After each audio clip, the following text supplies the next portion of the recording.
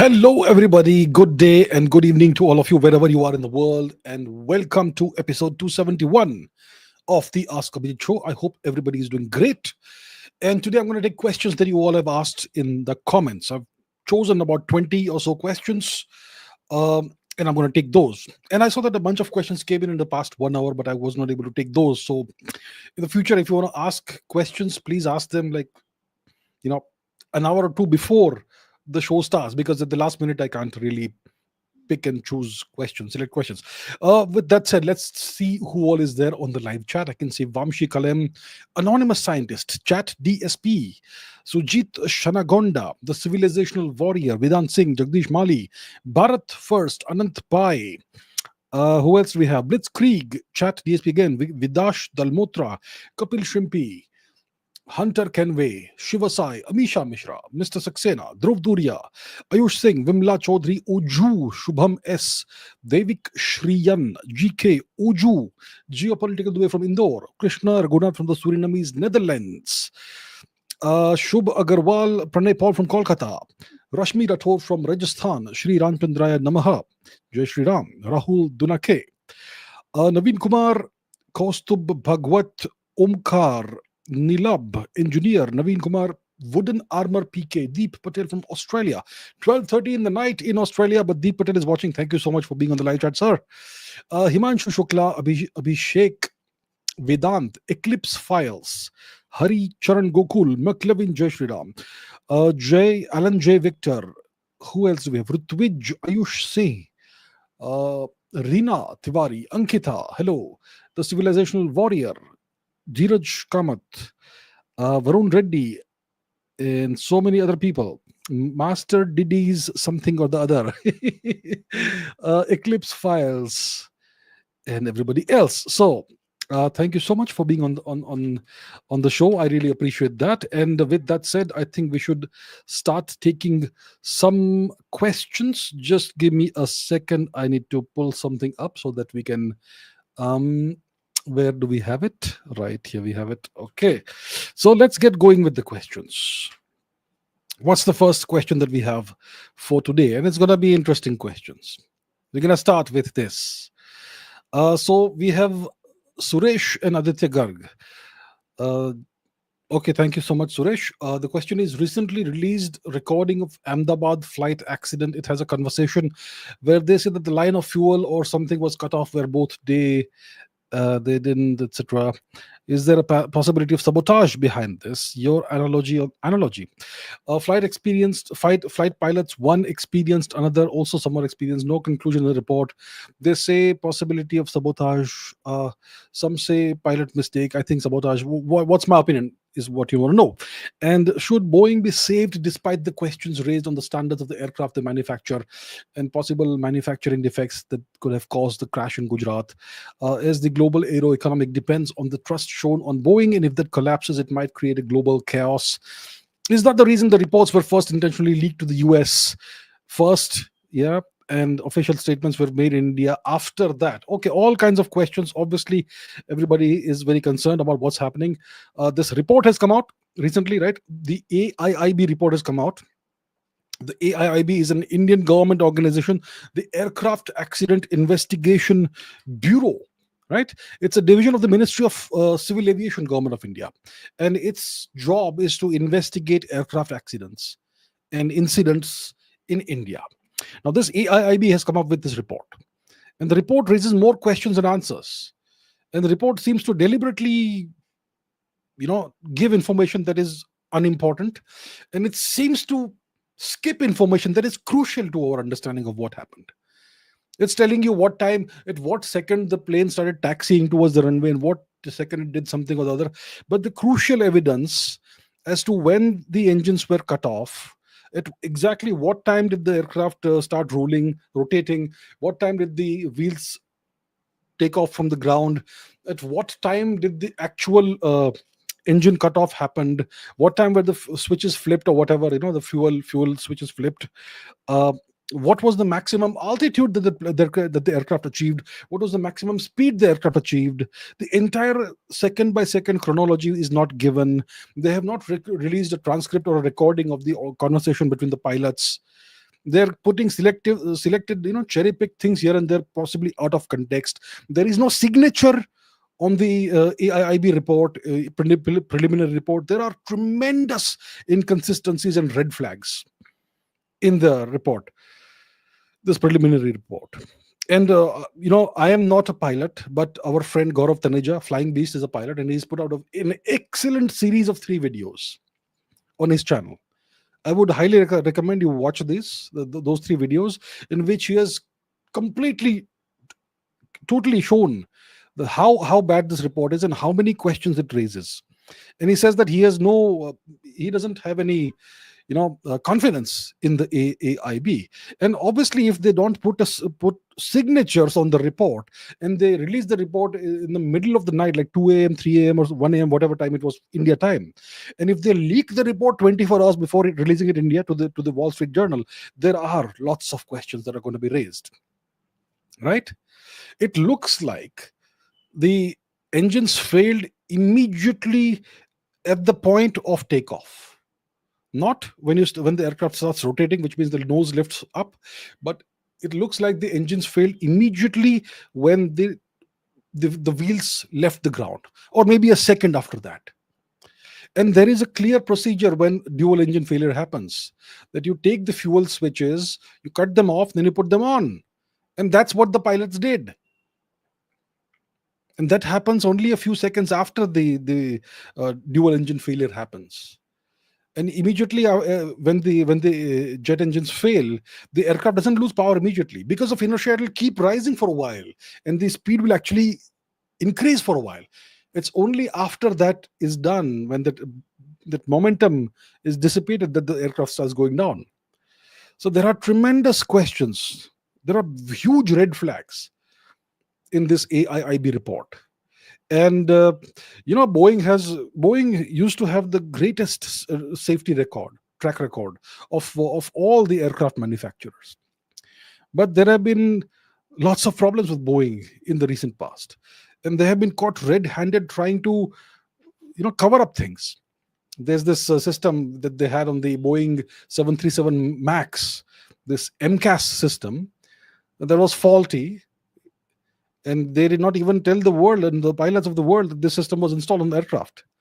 And the system would try and hijack the aircraft when the angle of attack sensors would be defective, and it will try and pitch the nose down 10 seconds down, and then the pilots will try and pull it up for 5 seconds, and again the computer will take over and start pitching the nose down for 10 seconds, and eventually it leads to crashes.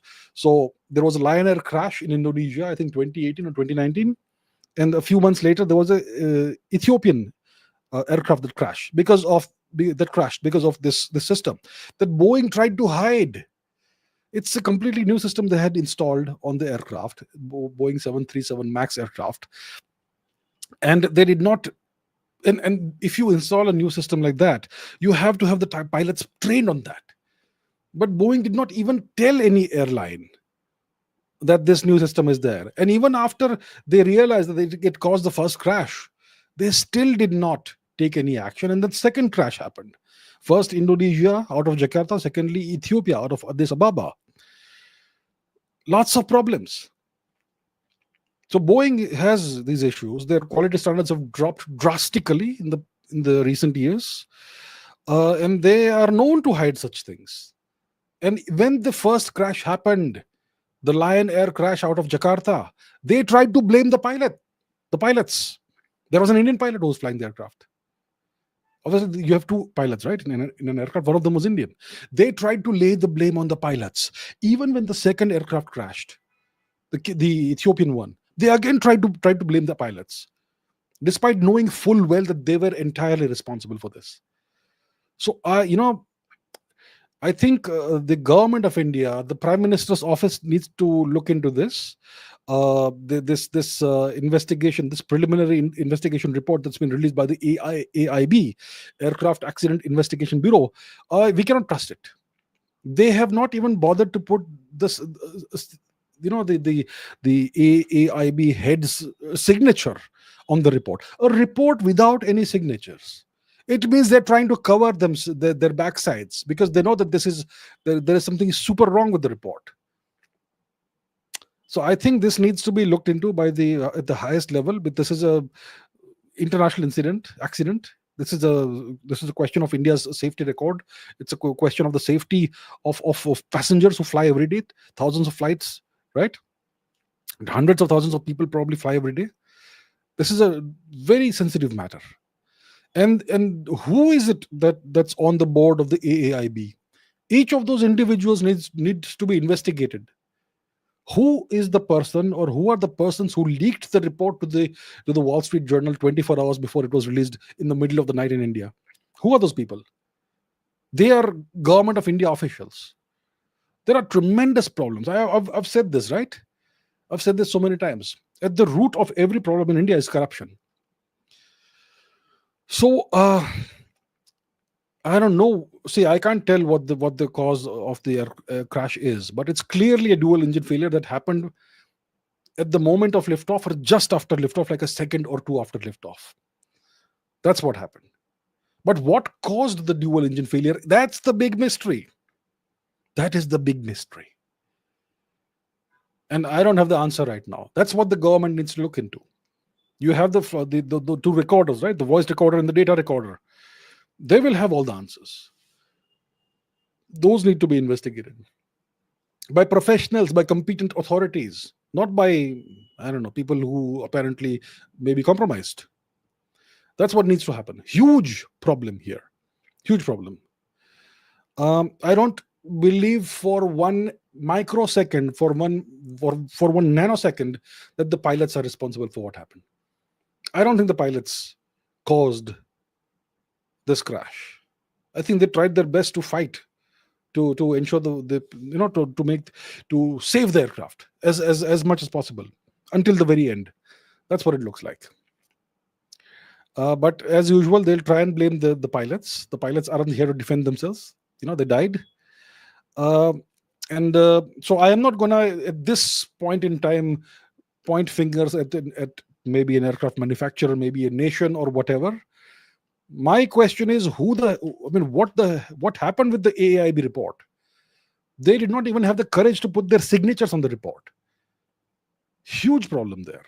We need to start the investigation with the people who wrote that report, with the person or persons who leaked the report to the West, to the Wall Street Journal.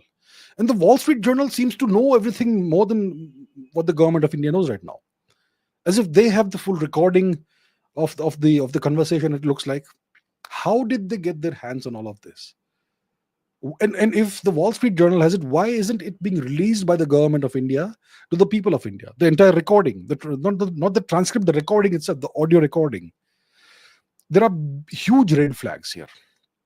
So I don't know if it's sabotage or whatever. I know there's all kinds of speculation. What I am clear about is that this is like almost certain to be a dual engine failure that happened at the point of liftoff, or maybe just a second or so after liftoff, after the wheels left the ground. And the fuel switches were set to cut and then back to on as part of the procedure that you're supposed to do when there's a dual engine failure. So that's what the pilots did later, a few seconds after the dual engine failure happened. So that's what I can say at this time. Boeing obviously will want this to be categorized as pilot error. The United States will want this to be categorized as pilot error. The question is, why is the AAIB aiding them in this? So the government of India is very quiet right now, and it looks like the full investigation report may take a year or so. I don't know. But if there is a problem with Boeing aircraft in the meanwhile, I mean, are we going to wait 1 year until the report comes out? What if there are more such incidents in the meanwhile? Do we want more people to die? So that's the deal. I don't have the answer right now, but I am 100% crystal clear about the fact that the pilots did not do this deliberately. They fought until the end to save the aircraft. They had the training kick in. They did everything as per the training and as per the manual and as per the memory items. That's what they did. And to blame the pilots, say you're trying to save somebody. So who is it that you're trying to save? AAIB? That's the question. So that's what I have to say at this point in time. I don't have the answers. The answers are buried deep in the data. That's part of the data recorder. that was recorded in the data recorder, in the cockpit voice recorder. Those need to be investigated, and please don't leak those to the Wall Street Journal or whoever. So there are big questions. There are many more questions that actually need to be answered. So yeah, it's a mystery right now, and clearly there seems to be some kind of cover up going on, right? Our own people they seem to be part of the cover up. So I think the Prime Minister's office needs to look into this personally and get to the bottom of the matter as soon as possible. Please don't wait for a year. Okay, there could be more lives at stake. Every day people are flying on Boeing aircraft in the country, all across the world. Innocent people, completely innocent people. We don't want more lives to be lost. Boeing has a track record when it comes to the 737 Max of trying to suppress what they knew was a fatal flaw in the aircraft. And was this sabotage? I don't know. I don't know at this point in time. We have discussed kill switches in the past in the context of military aircraft, haven't we? We have discussed that. What's a kill switch? A kill switch is something that can be remotely activated by the original equipment manufacturer, remotely. So maybe the equipment was manufactured on the other side of the planet and it's been sold to country X. Okay? And maybe under certain conditions, the manufacturer doesn't want country X to be able to operate the equipment. So maybe they can remotely disable the equipment. That's called a kill switch. And such things, this is not science fiction. This is very feasible. We have discussed examples of this in the past, haven't we? The FA-18 fighter planes that the Americans sold to the Australians in the 1980s. What happened to those? What happened? The Australians were not able to use them. They were not able to lock the target acquisition systems onto targets of their choice. And this persisted for like more than 2 decades until they were able to crack the system. Israel had sold some weapons systems to Azerbaijan. And a few years ago, during a period of tensions between Israel and Azerbaijan, the weapon systems mysteriously failed to work. Right? This is nothing new. Kill switches. You can remotely disable equipment. So is it possible that you could have kill switches in commercial civilian aircraft? If you can have them in military aircraft, why can't you have them in commercial aircraft? I mean, this MCAS system, that's an example of a kill switch. That's an example, you could say, of a kill switch. If the angle of attack sensor is disabled for some reason, or you make it transmit faulty information to the computer, MCAS kicks in and kills the aircraft. So, there's a lot of possibilities out there. But right now, we don't have the answers. So my point is that this report that has been put out by AAIB, that raises huge red flags. The entire personnel of the AAIB needs to be investigated. And the report needs to be looked into. What are they trying to hide and who are they trying to help? That's what I would say. Okay. Right. WRV says, why is it that some countries have accepted very unfair trade deals like with the US? Like Indonesia recently did a trade deal with the US where they have to remove all tariffs while the US gets to keep 19%, and Indonesia has pledged to purchase $15 billion worth of US energy, 4.5 billion in agricultural products, 50 Boeing jets, Boeing, okay, not Airbus, Boeing jets, wonderful. Many of them the long-haul 777 models. Why didn't Indonesia accept a US trade pact with non-reciprocal unilateral market access in exchange for a 19% tariff cap? Despite the significant economic and political trade-offs, and what strategic policy framework should India adopt to avoid similar dependencies while strengthening its negotiating position? So I looked into this. I have this report here. Okay, an overview of the recent US-Indonesia trade deal. Incredible. What are the key terms of the agreement? Key terms. Let's see the key terms. Tariffs on Indonesian exports. The US has agreed to lower, very kindly, very magnanimously, the US has agreed to lower its proposed tariff on Indonesian goods from 32% to a uniform 19%. Okay?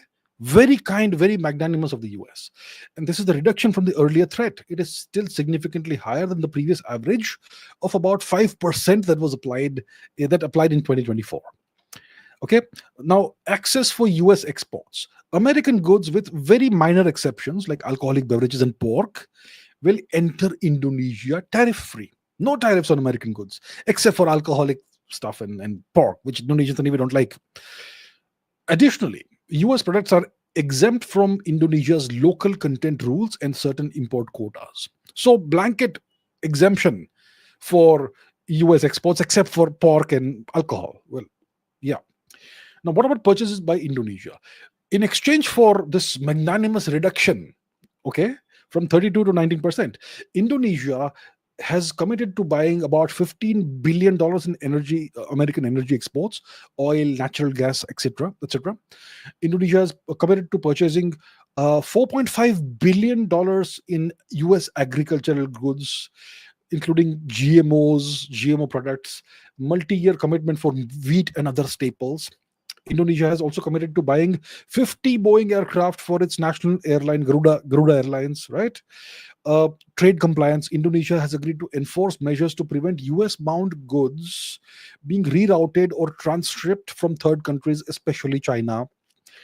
Um, this makes Indonesia the ASEAN country with the lowest US tariff under US recent US trade actions, and so on.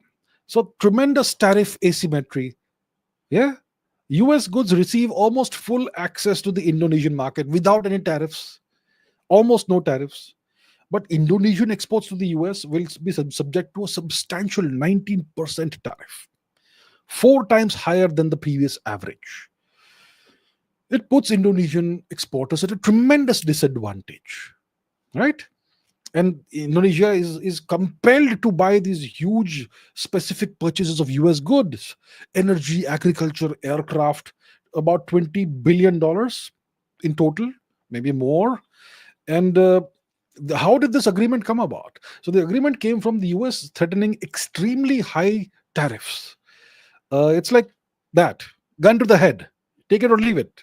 Yeah, you either accept 19% or we will put 500 or 1000% or God knows what. This is called gun to the head diplomacy, right? So that's what the Americans have done to Indonesia, and the Indonesian government is saying it's the best possible outcome because the alternative was was something you can't imagine, um, and so on. So this is like Indonesia has been made to capitulate by the Americans. That's the deal. So that's what happens when you are the superpower. You can put a gun to someone's head and make them accept whatever you want. And then you said that, I will magnanimously bring the tariffs down from 32%, like I had promised earlier, to only 19%. But you cannot, impose on tariffs, any substantial, significant tariffs on my goods. What kind of policies are these? These are East India Company policies. The US is going to beggar Indonesia and it's going to beggar everybody else, turn everybody into beggars. That's what they're trying to do. That's what they intend to do. And if you are Indonesia, if you are a smaller, weaker country, what is it that you can do about it? The choice is either 19% or 3000%. What you gonna do? And then you have to purchase agricultural products and energy exports and 50 aircraft. It's like paying tribute. It's like a vassal paying tribute to his overlord. It's like Judea paying tribute to Rome. It's like Cisalpine or Transalpine Gaul paying tribute to Rome. Every year you have to go and give them X amount of gold and Y amount of whatever else.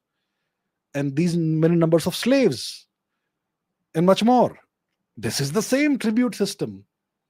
The US is an empire, my friends. And now they're behaving like an empire. It's no longer subtle and sophisticated. Now it's out in the open. So that is the deal. I'm feel sorry for Indonesia, but such is the world. I mean, the world has always operated this way. The past 70 years, 80 years was an aberration, a period of, it was an aberration. Now we are back to standard imperial tactics. So the question now is, what strategic policy framework should India adopt to avoid this similar situation and strengthening its negotiating position? Well, one of the leverages we have is that um, we are the only nation in Asia that is willing to stand up to China and can act as a genuine counterbalance to China. Right? That's one leverage we have, and the US needs India when it comes to counterbalance to China. India is a critical component of India of the US's uh, so-called Indo-Pacific strategy. India is a member of the Quad and much more. Right? And we also have the option of, if required, if the Americans push us too far, we can even uh, somehow find it, come to a deal with China, possibly. Who knows? So we have options, we have leverage. Uh, the Americans have also, well, it's not like they don't have leverage. They are currently threatening 500% tariffs on India.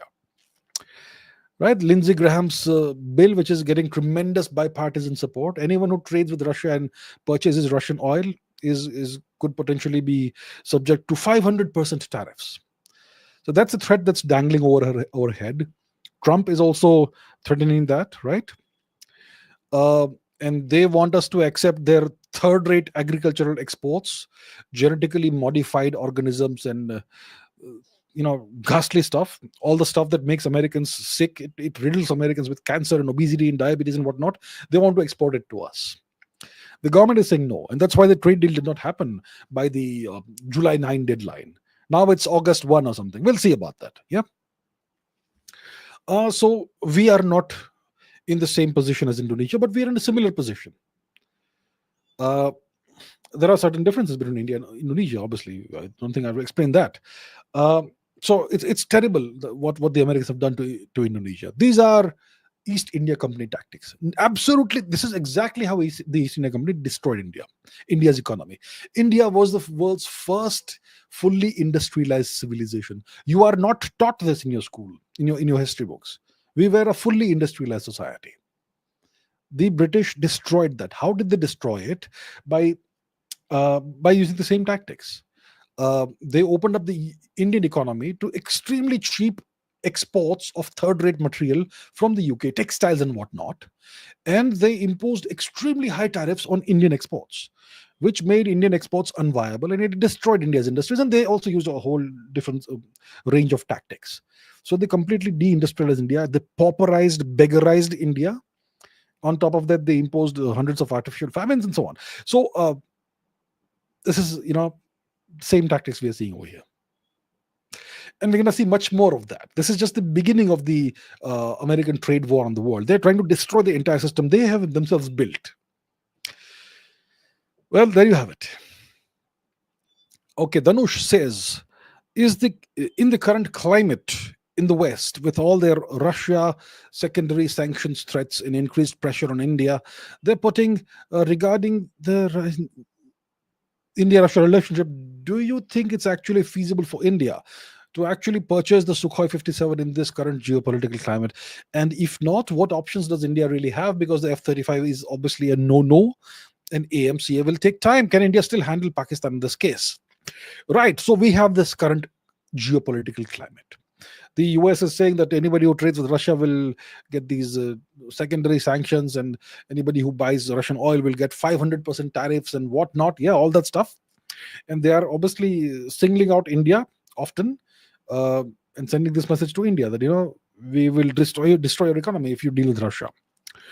So then the question is, we know that the Russians have offered the Sukhoi 57 with apparently complete transfer of technology to India and local manufacturing to India. I think it's a great deal. Some genius experts are saying this: the F-35 is better. The F-35 is a better aircraft, and the Sukhoi 57 stealth characteristics aren't that great. Who cares? It's a fifth generation fighter plane. Even if it is just okay, out of 100, if it gets a score of even 45, 50, it's still that's fifth generation fighter plane. And we can absorb the technology and make it better iteratively. It's better than having nothing, right? The AMCA will roll out in what, 2030, 31. You will have the first squadrons, by 2035 or something. You want to wait 10 years for that to happen? No. And the F-35 is absolutely no. The day we purchase the F-35, I will announce officially that we are now a US vassal. Okay? The F-35 is a no-no. It's a flying trash can. Terrible aircraft. It's extremely expensive and riddled with kill switches and backdoors. The moment you purchase that, you are officially a vassal of the US. You have lost your sovereignty. F-35 is a no-no. It's a no-go for us. The AMC will take time. Sukhoi 57, the Americans could impose crushing sanctions on India if we purchase that. The Russians would like us to buy it, and they are apparently offering full technology transfer, local production, and integration with the Sukhoi 35 MKI ecosystem. So it will be very easy for India to start producing and using the Sukhoi 57. It's actually a good deal, in my opinion. So what options does India have? What options do we have? Well, let's say we obviously can't buy the F-35. Garbage. AMCA, another 10 years. We can't wait for that.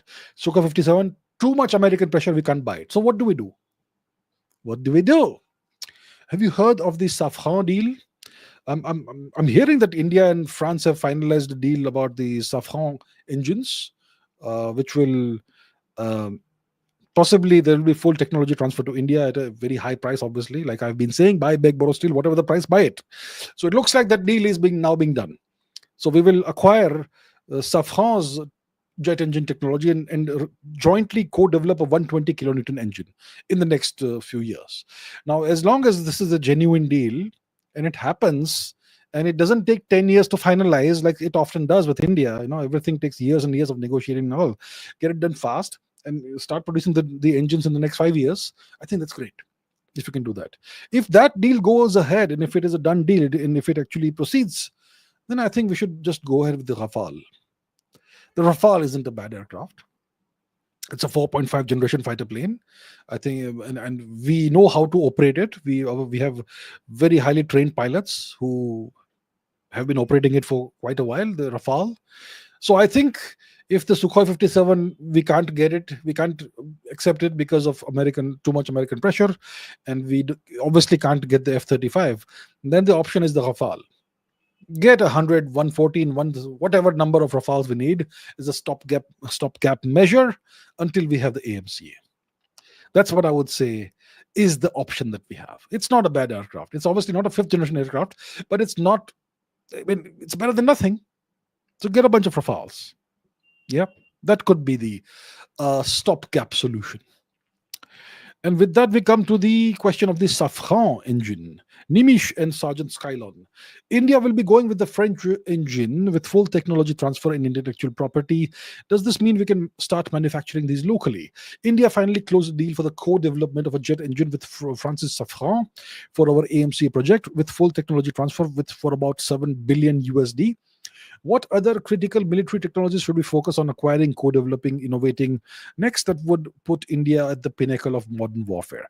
Look, forget about the pinnacle of modern warfare. We need a jet engine. That's a crucial, critical piece of the puzzle. Once we have that, we're going to be in good shape, right? Then we can develop any kind of aircraft we want and put the jet engines on that. Forget about the pinnacle. Forget about flying. Let's first learn how to run. We have learned how to walk. Now we will learn how to jog, then sprint, then perhaps fly in the future. So pinnacle of modern warfare, we'll think of it later. So I think the critical military technology we need is obviously a fifth generation fighter plane and a jet engine. Even more than the fifth generation fighter plane, it's the jet engine that we need. Once we can manufacture that at home, as many as we need, as and when we need, and that's it. Then we can develop any kind of aircraft we want, and we are not dependent on somebody from outside, on some external actor, and we are no longer hostage to an external actor or actors, as has been the case throughout our history. So one hears that this is going ahead. We are going to pay 7 billion USD. There's going to be co-development of a jet engine with Safran, and I don't know how long it takes. Hopefully we should be able. So what does it mean?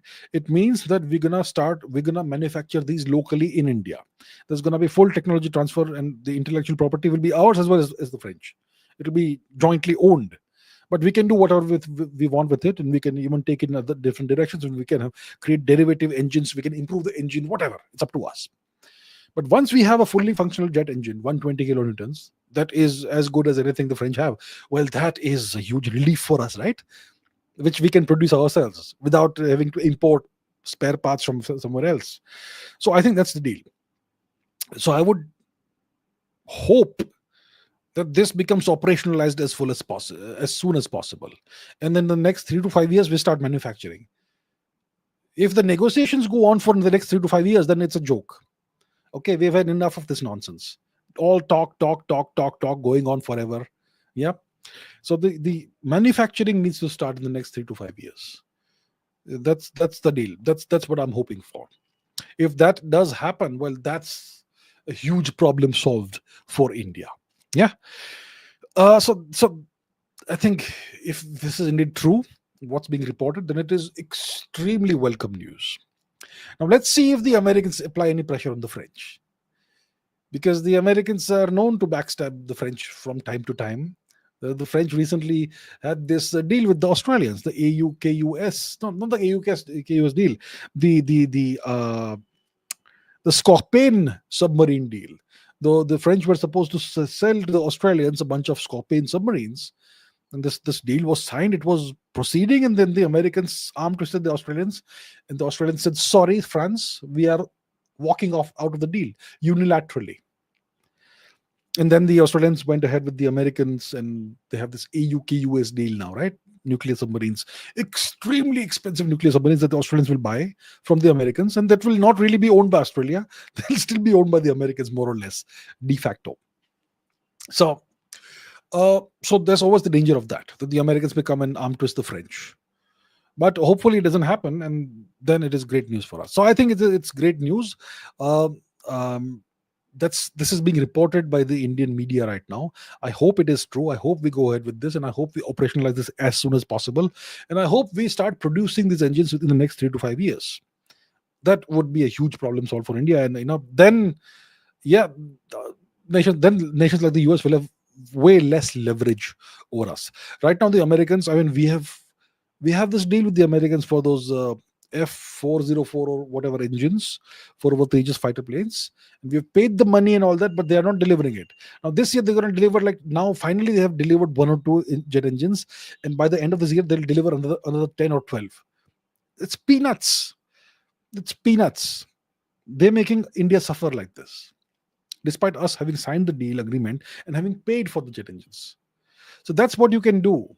That's the kind of leverage the Americans have. Once we start manufacturing our own jet engines, co-developed with France, then the Americans will have zero leverage over us in the matter of jet engines. And that's what we need to achieve as soon as possible. So I think it's great news. It's a great development.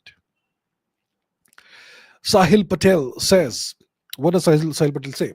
Well, thank you, first of all. Thank you very much. Arunachal Pradesh, Sikkim, Bhutan, Aksai Chin not equivalent to area of Tibet in square kilometers. Okay.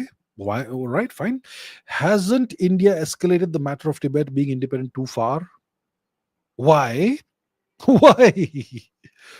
Why? Why is it gone too far? Why? And what does that have to do with the size and shape and land area of Arunachal Pradesh, Sikkim, Bhutan, Aksai Chin? It has nothing to do with that.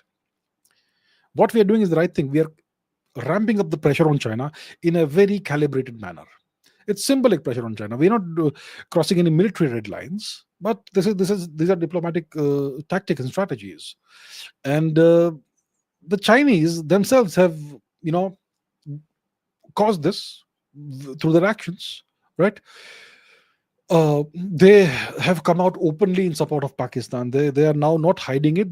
They consider Pakistan to be a strategic asset for China against India, and they will arm Pakistan as much as possible. And they were apparently sharing information in real time with Pakistan at the time of Operation Sindoor. So these are extremely hostile actions against India. China is harboring anti-India terrorists on their soil. You have this guy, the head of ULFA, right, Paresh Barua, who resides in Yunnan, which is part of China, Chinese occupied Yunnan, right? So they harbor anti-India terrorists. They do all kinds of things that hurt India's interests. They aid Pakistan. You gotta give it back to them, right? To China. So we are now putting Tibet in the gray zone. Tibet essentially is now a disputed territory. That's what we are saying. And recently, Dr. Jaishankar visited Beijing as part of the SCO thing, and he met with Mr. Xi Jinping after I don't know, a long time. And let's see where it goes. Is there a kind of détente again threatening to happen?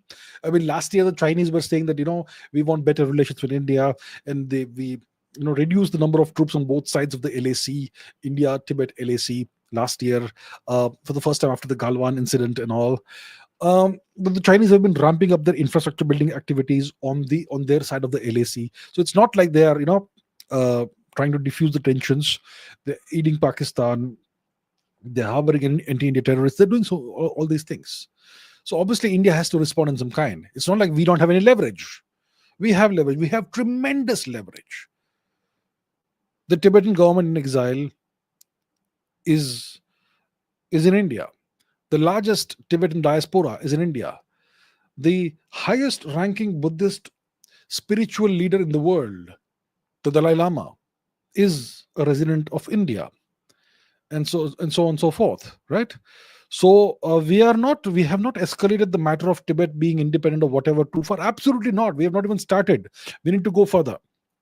It all depends on how China, on what China's attitude and approach and behavior is going to be like. It has nothing to do with the size of Arunachal Pradesh and Sikkim and Bhutan and Aksai. It has absolutely nothing to do with that. So let's not try and equate this land area of this with the land area of that. That's not how things work. We have a tremendous amount of leverage over China, and it really, China is really concerned about this. China is rattled, right? So that's the deal. So we need to use the Tibet issue. Tibet is illegally, illegitimately occupied, brutally occupied by China. China is destroying Tibet's culture, the Tibetan language. They have conducted cultural endemic genocide in Tibet. They have brutalized the people, and this continues. So this needs to be brought on in front of the world, and we need to leverage this as much as possible. So we are doing the right thing. Okay, Malik Syed says, sorry for the stupid question. Really? Okay, let's see what the question is. Why can't we have high resolution cameras stationed on the ground and many camera satellites which monitor aerial threats? Doesn't matter how much stealth capabilities it has, can be shot using high camera station data and satellite real-time tracking. Forgive my ignorance. No, it's not. Look, you know what? It's actually a very good question. This is the kind of question that forces you to answer from first principles. What's the set of differences between cameras and radars, and why are radars better than cameras? I think these are the kinds of questions that students need to ask, and teachers need to be able to answer such questions, right? It's not a stupid question. It's actually a very good question, right? So the objective is to detect aircraft, right? That's the objective. Now, like the Chinese have this proverb, it doesn't matter what color the cat is as long as it catches mice, right? I don't care if the cat is black or white or orange or whatever, as long as it catches mice. So then why? So I don't care if it's a radar or a set of cameras or whatever, as long as it does the best possible job in detecting aircraft, right? Right. So then the question then is, why do militaries prefer radars and why not cameras? Is that a stupid question? It's not a stupid question. It's a great question. So the question then is that we have to ask ourselves is, what is it that makes a good aircraft detection system? So what are the characteristics of a useful aircraft detection system? First of all, it should be able to detect aircraft early. If enemy aircraft are approaching my country, I want as much warning time as possible. I don't want to know about it when it's like 3 seconds away. I want to know about it when it is like still 500 kilometers away. I need early warning. So my system should be able to detect aircraft early. That's one. Secondly, it should be reliable. It should be able to detect almost all the aircraft that are coming towards my country. It should not work only with 50% of the aircraft. It'll catch 50% and 50% will just sneak through. That doesn't work. I want a very reliable, robustly reliable system. Thirdly, I want my system to avoid false alarms. Often a set of balloons, birthday balloons filled with helium, will be detected. Hmm? There's this movie, not movie, there's a song from the 1980s called 99 Luftballon by a German singer called Nina that is about this sort of scenario. So I don't want my system to mistake clouds or birds or balloons or other such objects for enemy aircraft. It should avoid false alarms. Then I want my system to work 24 by 7 in all kinds of weather, right? Whether it is snowy, whether it is rainy, whether it's foggy, whether it is nighttime, it should work. Okay, so different weather patterns should not shut down my system. Then I want my system to show the exact location and the exact speed of the incoming aircrafts, right? And and also I want my system to be able to cover huge areas cheaply. I want my system to be able to protect my entire country without destroying my budget. Yeah, so that's the characteristics of a good, reliable aircraft detection system. Now let's consider cameras. Do cameras work at night? Well, they can if there is light. So cameras only work when there is light. So if my enemy aircraft, they have all their warning lights, flashing lights on, then my cameras will detect them. But if my enemy aircraft which is coming towards me has switched off all lights and it's operating as stealthy as possible, my camera won't work. So will the camera work at night? Essentially, no. Secondly, will my cameras, even if I have 1,000 cameras, will they work in bad weather, rain, snow, night? No, it won't work. Thirdly, can my cameras see over the horizon? The horizon, if you're at ground level, is about what? 7 miles, 10 kilometers, 10, 11, 12 kilometers. That's the horizon. Can my camera see over the horizon? It can't. Even if I have my camera at, let's say, 50 meters height, it may still not see too far away, right? So my cameras can't see over the horizon. Now, if I have a set of cameras, will they tell me at what distance the aircraft is currently, which it has detected? No. Will it tell me what direction it's coming in? No. Is a set of cameras good for early warning, like I want, like if it's 500 kilometers away, I want to know about it? No, it's not. Now let's consider radars. Do radars work at night? Yes, they work at night. Do radars work in bad weather? Radars work in bad weather. Can radars see over the horizon? Well, some types of radars can see over the horizon. Okay, depending on what the type is, but yeah, it can in principle see over the horizon. Does a radar show me the distance that the aircraft is from me? Yes, absolutely. It shows me exactly how far the aircraft is. And is a radar system good for early warning? It's excellent. And then satellites. Satellites also, we can put cameras and things on satellites. Do satellites work at night? Yes, they work at night. Can satellites work in bad weather? Yes. Can satellites see over the horizon? Of course they can see over the horizon. Can satellites show the distance? Yes. Are satellites good for early warning? Very good. So you see, cameras, radar, satellites. Cameras don't work. You can have 10,000 cameras and still radar will be better than cameras. Do you understand?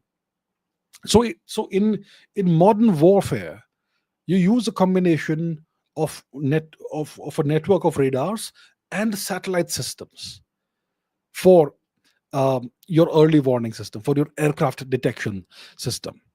Of course, stealth is a different story. We'll not discuss stealth over here.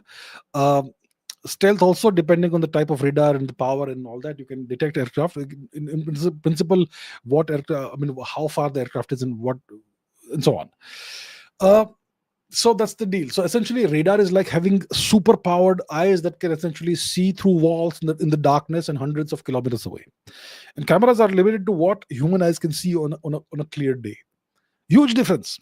So that's why in modern warfare we use a combination of radars and satellites for detecting aerial threats. So I think it's an excellent question. I'm glad you asked it and you gave me the opportunity to explain the difference between these things. Outstanding. Okay. Okay, Danush says, what's happening with India West ties? On the one hand, reports say that a US India mini deal is near. On the other hand, the NATO chief is threatening India with secondary sanctions. Lindsey Graham wants a 500% tariff on India. Trump has given a 50-day warning to Putin to make a deal or he will put 100% tariffs on the nations that trade with Russia like India. Well, I think you've seen my geostrategy episode from yesterday, haven't you? But he also says India is fully opening up to us, and they designated TRF, the terrorist group behind the Pahalgam terror attack. Right? They designated TRF as a terrorist group. So what's happening? And my important question is: the West really going to sabotage the India relationship for the sake of Ukraine? Wouldn't that still be against their interests, even though they don't like India long term? This has nothing to do with Ukraine. The US India relationship doesn't exist in the context of Ukraine. Ukraine is one of the factors, sure. One of the factors that they would like to use to pressurize India with. So it's a point of leverage. It's a pressure point that they can deploy on demand. Ukraine, you did not support us on Ukraine. You did not go ahead with you did not participate in Western sanctions on Russia vis-a-vis the Ukraine in the context of the Ukraine conflict and so on. That's what they can do, and that's how they can use that as a negotiating tactic and pressure point and leverage point during negotiations. They can do that. Uh, when it comes to this India-US trade deal, India categorically rejected US pressure of this July 9 deadline. The Americans had unilaterally given a July 9 deadline by which India needs to agree to a deal with the US. And India categorically rejected that. We said that the deal is we are not ready to accept all your demands, and we need to negotiate more. So we're going to extend the deadline. Let's make it August 1 or whatever. So we have not capitulated to the US demands, and we have not gone ahead and signed some kind of deal with the US. The negotiations are still on. We are negotiating really hard, right? And the Americans are using all these pressure tactics on us. Secondary sanctions. NATO, the NATO chief is threatening India. NATO is North Atlantic Treaty Organization. Why don't you look into matters related to the Atlantic region? Why don't you keep mind your own business and stay out of India? But no, they won't do it, right? Because the NATO chief he's an asset of the US. So the NATO chief is threatening India with secondary sanctions. Lindsey Graham, like you said, wants 500% tariffs on India because India is purchasing Russian oil. Trump is also, threatening India with various tariffs, 100% tariffs because of trade with Russia. Then they've gone ahead and designated TRF as a terrorist group. So obviously there's negotiations happening, and we have made a set of demands, conditions that need to be fulfilled, and they seem to be, accepting some conditions and giving us some of the things we want. So maybe that's why TRF has been designated as a terrorist group. It's okay.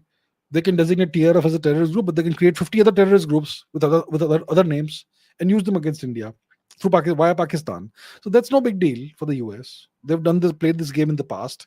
It's no big deal. So it's not some big huge victory for India that the US has bureaucratically put a rubber stamp on TRF terrorist group.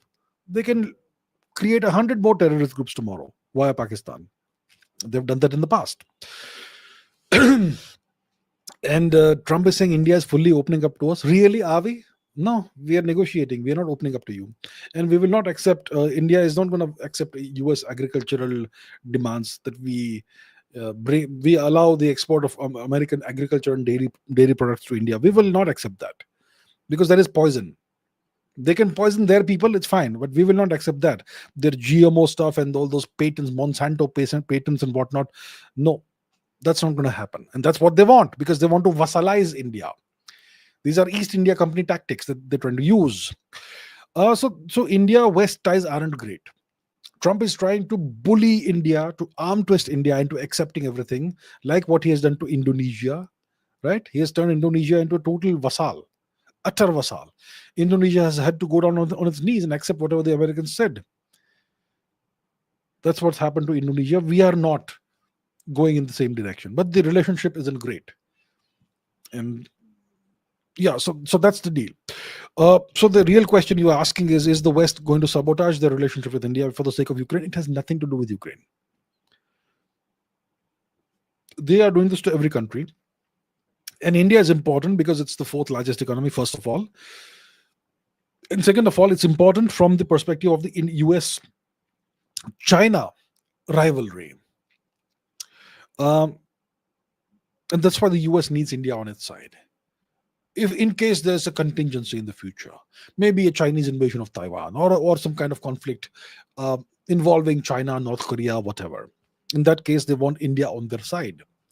And India also feels that China is a threat. So it's good to have the US on our side. So that's the approach, that's the deal. And the US does need India on its side when it comes to the matter of China, but they would also like to extract as much out of India when it comes to this trade and tariff war. So they're trying to extract as much as they can, gain as much as they can from India, and make India concede as much as possible. And India is playing a very tough game. It's negotiating really hard. So it's going to take a while. Maybe by the end of this year, you may have some kind of trade deal, a full final trade deal, perhaps. And maybe by the time Trump's patience may run out, and I don't know, he may throw some kind of tantrum, which may be bad for both sides. Perhaps we'll have to see about that. But let me remind you once again. Let me reiterate: this has nothing to do with Ukraine. The US doesn't care about Ukraine. Ukraine is a disposable asset for the US. They're gonna fight this war until the last Ukrainian is alive, and then they will throw Ukraine into the trash bin, and they extract all the minerals as much as they can, and then maybe have Poland become the next Ukraine. So that's how you use vassals, right? That's how you use them as disposable assets, and they would like to turn India into that, and we are not gonna have that happen. So it's a tug of war right now, essentially. It's nothing to do with Ukraine, like I said, and this will continue. And yeah, the relationship won't be great. It's not great anyway. It's never been great, the US India relationship. The US looks upon India as a colonized nation, which we are. I mean, we are a colonized nation. We have never decolonized. And they would like to maintain that. And they would like to perpetuate that, and they would like to strengthen that. So yeah, this is gonna be something we have to keep our eye on. And I think every episode of Geostrategy, there's going to be some new development in this matter. So we're going to keep an eye on that. Okay, Sunmoon0877 says, are travel vloggers getting paid by other countries to bring down a nation? Yeah, sure. That can happen. Look, travel vloggers are individuals who generally are on YouTube, YouTubers. And their content is travel content. Oh, I went to so and so country, and this was my experience there. I ate this food, and I stayed in this hotel, and I saw these places, and these were the kind of people I met. Some are nice, some are not nice, whatever. That's a travel vlog. And if you make it interesting, people will watch, right? And there are many famous travel vloggers. There are some not so famous travel vloggers. Now, here's the deal. Let's say you are a reasonably popular travel vlogger, and let's say you are Mr. X, okay? And you are an Indian travel vlogger, and your viewers are mostly Indians, right? So then, if you are a nation like China, for example, and you want Indians to have a good opinion of China, then what? If you're the Chinese government, what you can do is you can approach this Mr. X, whoever it is, through whatever means, and propose a deal. Then, you know what, Mr. X, we're gonna sponsor your trips to China. We're going to give you business class flight tickets. We're going to set you up in 5-star hotels. And we're going to facilitate your travel to whatever part of China we would like you to visit. So we want you to make these many X number of trips to China in a year. And you will visit these places. We'll give you the itinerary. We'll give you a guide. Make sure we'll arrange for your travel and accommodation. We'll even pay you a salary, X number of dollars per month, per trip. So if you do one trip and you cover, let's say, 5 cities, we're gonna pay you $10,000 or whatever the amount is, depending on the person. And that way, you can use these Indian travel vloggers to influence the mindset of Indians and make it more pro-China. That's one thing the Chinese can do.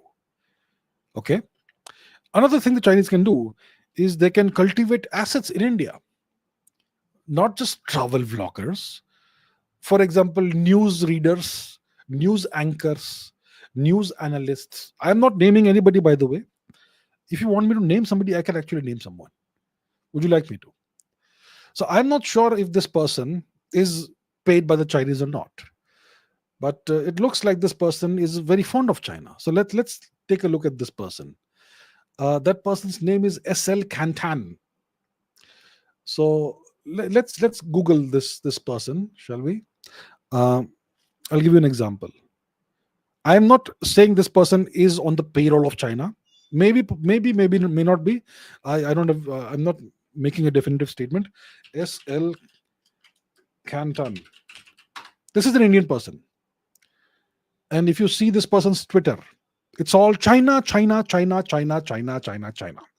Okay, extremely bullish on China, Russia and China, um, China. And you know what? Who's the Chinese ambassador to India? First of all, one second. Uh, Chinese ambassador. Okay, Chinese ambassador to India. His name is Mr. Shu Fei Hong. Where's his Twitter? Twitter over here. Now let's take a look at Mr. Fei Hong, the Chinese ambassador of India. His Twitter timeline. Let's take a look. Let's go to June. Right now, it's all Tibet propaganda because of what's happened recently. Tibet, Tibet, Tibet. But let's go to the Mansarovar Yatra those days. There we have it. Indian geopolitical analyst SL Cantan. China has done a good job of preserving Tibetan culture. So the Chinese ambassador is promoting this particular individual. So now let's go to SL Cantan. Do we have his Twitter thing over here? Oh, here it is. SL Cantan. So this gentleman is an Indian citizen, very, very pro-China. I am not claiming that he is, because I don't have information, I'm not claiming that he is paid by the Chinese government, but he's extremely pro-China. Let's search for something, okay? Aksai Chin. Aksai Chin. What does Mr. Kantan have to say about Aksai Chin? Let's see. India-China border dispute, etc. La la la la la. La, la, la. What else has he said about Aksai Chin? Here we have it. See what he says here. Aksai Chin never belonged to India or the British. That's what Mr. S.L. Cantan has to say. So he is taking China's side on this. Look here. India will never get Aksai Chin. What a delusional idea. Do you want to have peaceful relations with China, or are you too blinded by hatred and fanatical hubris? So as you can see, this gentleman, Mr. S.L. Cantan, he is extremely pro-China, which raises a lot of questions from my perspective about what is he up to. Is he simply somebody who is in great love with China? Has he been honey trapped somehow by the Chinese? Or is he potentially, hypothetically, being paid by the Chinese? Hypothetically, I am not claiming he is, but is he? I think the government of India needs to look into people like these. These people, they develop big followings because of the push that's given to them by the Chinese official accounts, like the government of China, ambassador of China. And there are other Chinese assets. There are French people who spend the whole day, just like Mr. S.L. Canton, praising China on Twitter, and they gain big followings. These people mysteriously gain big followings on Twitter, and then they all work together and amplify each other's content. That's how it works. So there are French people who do that. There's this Indian gentleman who does that, Mr. S.L. Cantan, and so on. So I think the government of India needs to just look into these accounts. I mean, how does an Indian person go out on Twitter and say that Aksai Chin will never belong to India? It never belonged to India. India will never get Aksai Chin. Really? Have you seen the map of India, official map of India? Have you read history? But he clearly takes the Chinese side all the time. So the question we have to ask ourselves is that, are people like Mr. S.L. Canton being paid by China for their services? Or are they simply in love with China? Or have they hypothetically been honey trapped? Or are they hypothetically being blackmailed for some reason because they may have done something not very wise in the past? I don't know. So there are many examples like these, and it's very, very common for people to be used as assets by foreign nations, by enemy nations in this manner. It's very easy. You will not find any Chinese person who lives in China doing the same thing for India. Telling the Chinese citizens that, India is a great nation, we should not fight with India, and we need to return Aksai Chin to India or whatever. You will never see a Chinese person doing that. But in India, you have these people who work for China. either uh, willingly or hypothetically being paid. I don't know about that, but whatever. So we have plenty of possible enemies within. So it's not just travel vloggers; it is news readers, news journalists, journalists. Recently, the Chinese government had reopened this Mansarovar Kailash Yatra, right? Very, very, very kindly, and a whole bunch of Indian journalists were invited to Tibet, and some of them went and praised Tibet. The Chinese government's uh, whatever it is doing in Tibet and so on. Some of them did that. Some of them did not. Some of them could just be useful idiots. I'm not saying all of them are useful idiots or idiots at all, but some of them could have been useful idiots. But some of them may possibly be working for China, possibly, potentially. So yeah, we have these problems in India, and I think it's time that the government takes a closer look at these things, because this is a matter of national security, and China is our number one threat. Right? Right. Okay. Cinephile says, I'm a final year, I'm a CS final year student, currently seeing all these layoffs by Microsoft and these big companies due to AI. What should I plan for the future now that I'm seeing all these IT jobs being wiped out by AI in the near future? Right. So you are a CS, computer science final year student, and you're obviously concerned about what's happening because of AI. AI could replace everything. There are big layoffs by Microsoft and various other companies because of AI replacement, because of a lot of job uh, descriptions being replaced by AI tools, agentic tools, and whatnot. So, what should somebody in Cinephile's situation and position do to plan for the future? Because yeah, IT jobs could get wiped out by AI. So look, AI is here to stay, as far as we know, and a significant, substantial portion of routine and repetitive work, process-oriented routine work, repetitive work in IT, tasks in IT of this nature, are at high risk of being automated by AI. Okay, and it especially applies to roles like data entry and tech support and low level programming work, low level quality assurance work, QA, that sort of thing. uh, and I've seen a report by, I don't know, Goldman Sachs or whatever, McKinsey, I think, whoever it was, and they predicted that by 2030 about 30% of white collar jobs, including IT, could be heavily automated by AI. So I think that's a very conservative estimate they're giving, 30% by 2030 of IT jobs. uh, so that's there. Is there going to be total collapse of IT employment? I don't think IT employment will see a total collapse, but a lot of repetitive jobs will be automated, and many IT roles will be augmented possibly by AI, not eliminated. So the skill requirements will change. The focus will move towards higher level work, creative work, strategic work, and so on. So what you need to do, if you are in AI, if you are in IT, you need to be able to continuously learn. You need to be able to continuously upskill, and you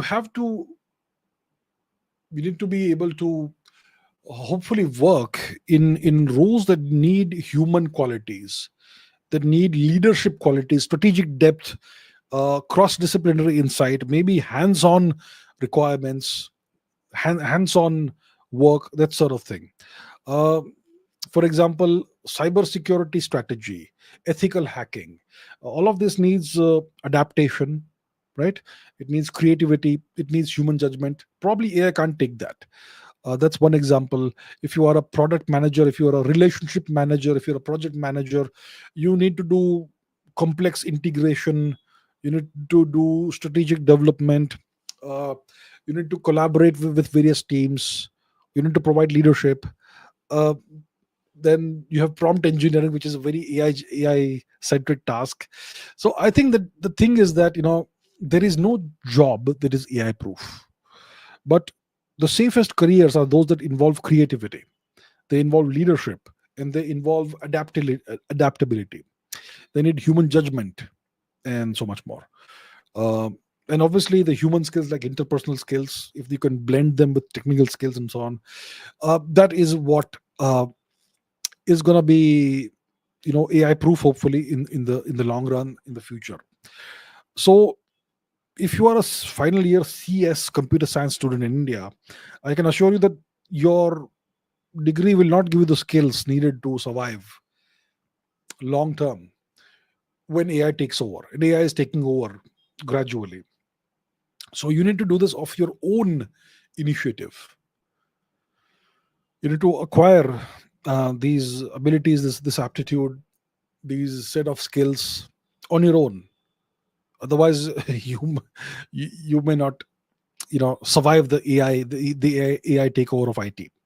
I think a lot of the Indian IT companies and firms, they are not very adaptable. They're not keeping up with the times. They are stuck in old ways of thinking because Indian students and the products of Indian education system are they can't think differently. They can't innovate and so much more. So I think the Indian IT industry is at great risk. So yeah, that's what you have to do. Able to be able to withstand the coming of AI, the AI takeover and automation of so many tasks. That's what you need to do. Okay, NCERT. What's your take on changes in NCERT of the Mughal period? Many left historians are saying that Hindu kings too plundered and looted the country, the territory and temples, giving examples of some king of Kashmir and talking ill about Chhatrapati Shivaji Maharaj. To hell with the left historians. I mean, I think it's time to say that we should not take them seriously anymore. They'll keep on repeating these lies. Now every time they repeat a lie and it gets published somewhere, do we have to come back and respond to their lies? No, ignore them completely. Stop discussing them. When you stop talking about somebody, they get marginalized, right? We need to simply exclude them from the conversation, these left historians, all of us. Enough of this nonsense. Of course there was warfare in ancient India, right? Which country has not had warfare? If you have two neighboring kingdoms, obviously there'll be rivalry. So what's wrong with that? There's gonna be conquest. Who was Samudragupta? He was a conqueror, wasn't he? He conquered the whole of India by defeating kings. He killed some kings. He captured the territories. So does it mean that we are an evil civilization? Have you seen other countries and their histories? What they did to civilians? We never did. We never mistreated civilians. My point is, I don't want to discuss this again. My point is, let's talk about NCERT.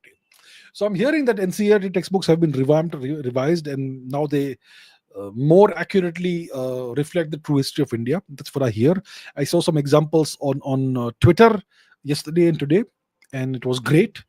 So I think finally we have done something good. The government of India has finally got its act together. Took them 11 plus years, but it looks like the NCERT textbooks are good now, and they are now respectful towards the history of India, the culture of India, and they are no longer showing distorted nonsense. I think it's not just about the Mughal period. I think it's overall that they have been, improved significantly, vastly. I haven't seen the Mughal part. I don't care about the Mughal period, and I haven't seen any examples of what's written in the NCERT textbooks about the Mughal period. But whatever I saw was pretty good. So I think it's a very welcome development. I have been saying for I don't know how many years that India needs to do something about this. So I think we are finally taking steps in that direction, and I'm very pleased to hear that. So that's all I can say about it right now. I don't have any textbooks in my hands. I don't think I'm going to take the time to buy textbooks and study them and see what has been changed and maybe get examples of older textbooks and old version, new version. I don't know do that. But I think that we have taken some very welcome steps when it comes to revamping the NCERT textbook. So I think that's great. Very good.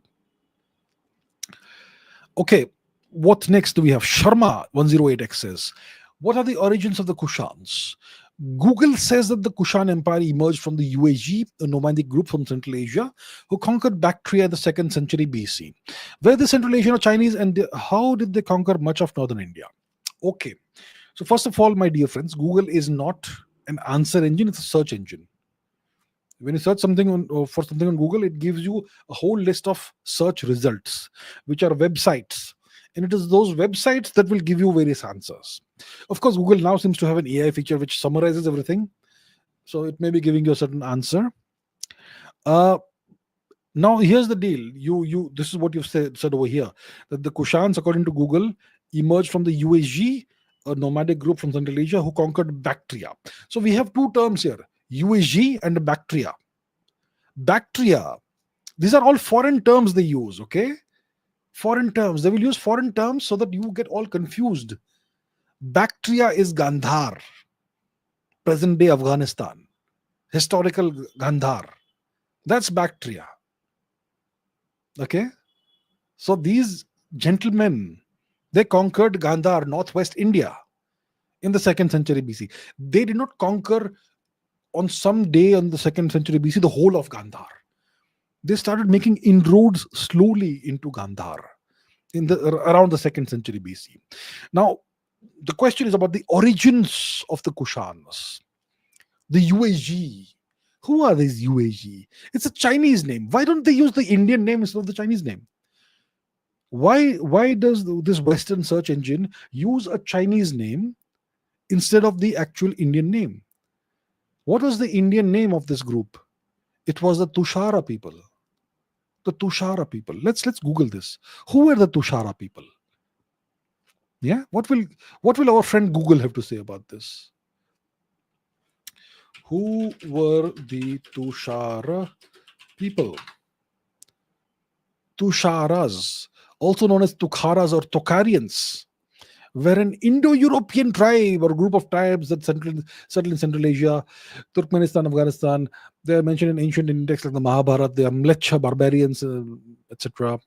Relationship to Tokarians. The term Tokarian is also often used interchangeably with Tukhara, Tokarian languages, Tarim Basin, and so on.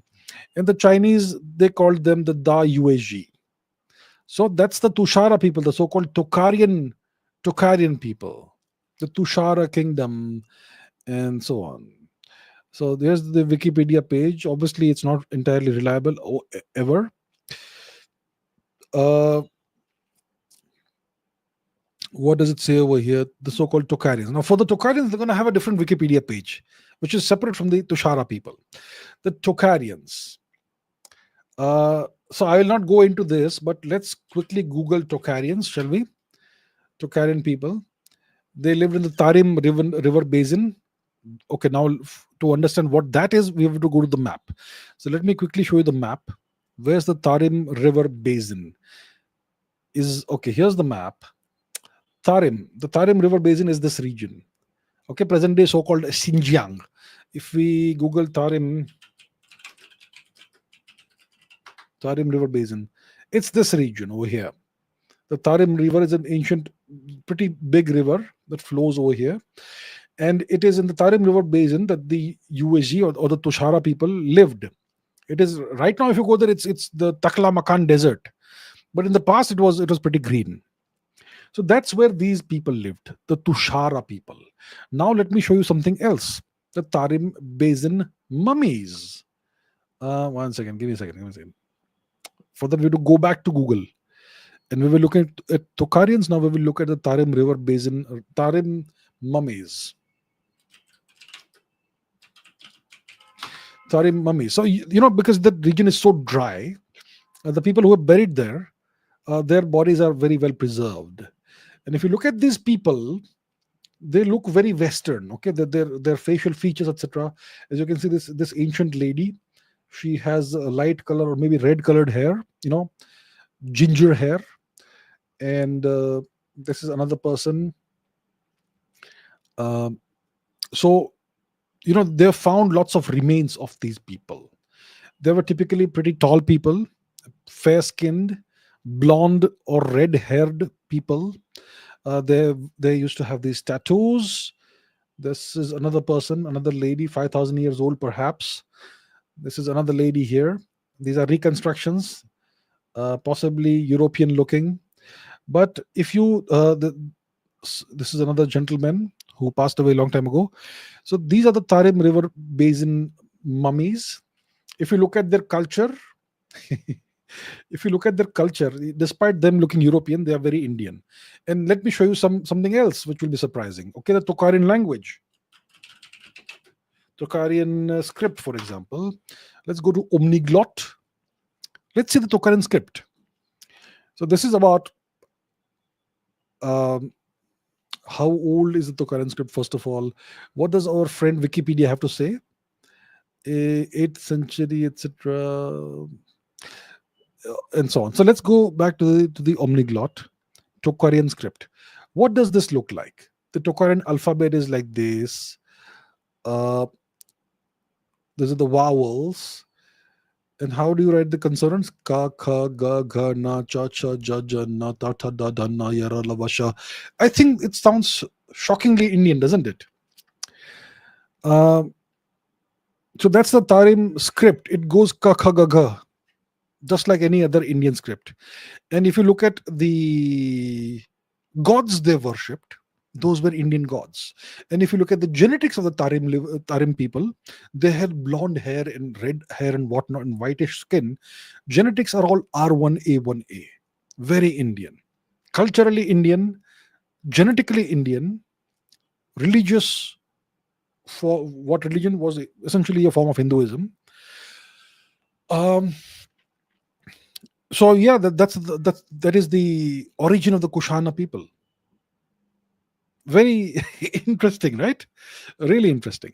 So then the question is, where the Central Asian or Chinese? Definitely not Chinese. You could call them possibly the easternmost Scythians. So they most likely were descendants of Indians who traveled out of India thousands of years ago. We've had many migrations out of India. The first recorded example of a migration out of India is the aftermath of the Battle of the Ten Kings, in which all the defeated clans were expelled out of India by King Divodas, the victor. Uh, yeah, so the origin was most likely Indian, but they spent thousands of years outside of India, which is why they accumulated, they absorbed various foreign genetics also, I'm pretty sure. Right? Now, why did these gentlemen, the Kushans, why did they re-invade India? Why is that? It is because of the emergence of the Huns, the Shweta Hunas. So once again, let's go to the map. And the Huns, about 2,500 years ago, they emerged out of the present region of Mongolia. Okay, and they started expanding westwards and southwards. And the Kushans, who lived in this region, the Tushara people who lived in the Tarim region, they were forced to flee from the Huns because the Huns were more powerful. So the Kushans fled westwards and southwards. And westwards and southwards, you had the Scythians who were already living here. So the Scythians were forced to flee from the Kushans because the Kushans were more powerful. So the Huns expanded. They were more powerful than the Kushans. So the Kushans fled southwest. The Kushans were more powerful than the Scythians who were in the southwest. So they had to flee into India. So that's how the Scythian invasion of India happened. And a couple of centuries later, the Kushans also entered India and conquered India. And neither the Kushans nor the Scythians were culturally different from Indians, which is why they assimilated very harmoniously into Indian society. Right? So the Scythians, they established various great kingdoms in India.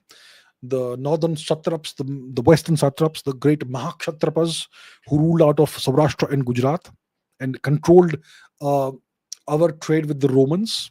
Yeah. And the satraps were Shivites, servants uh, and devotees of Lord Shiva. And the Kushans, they were more in the north.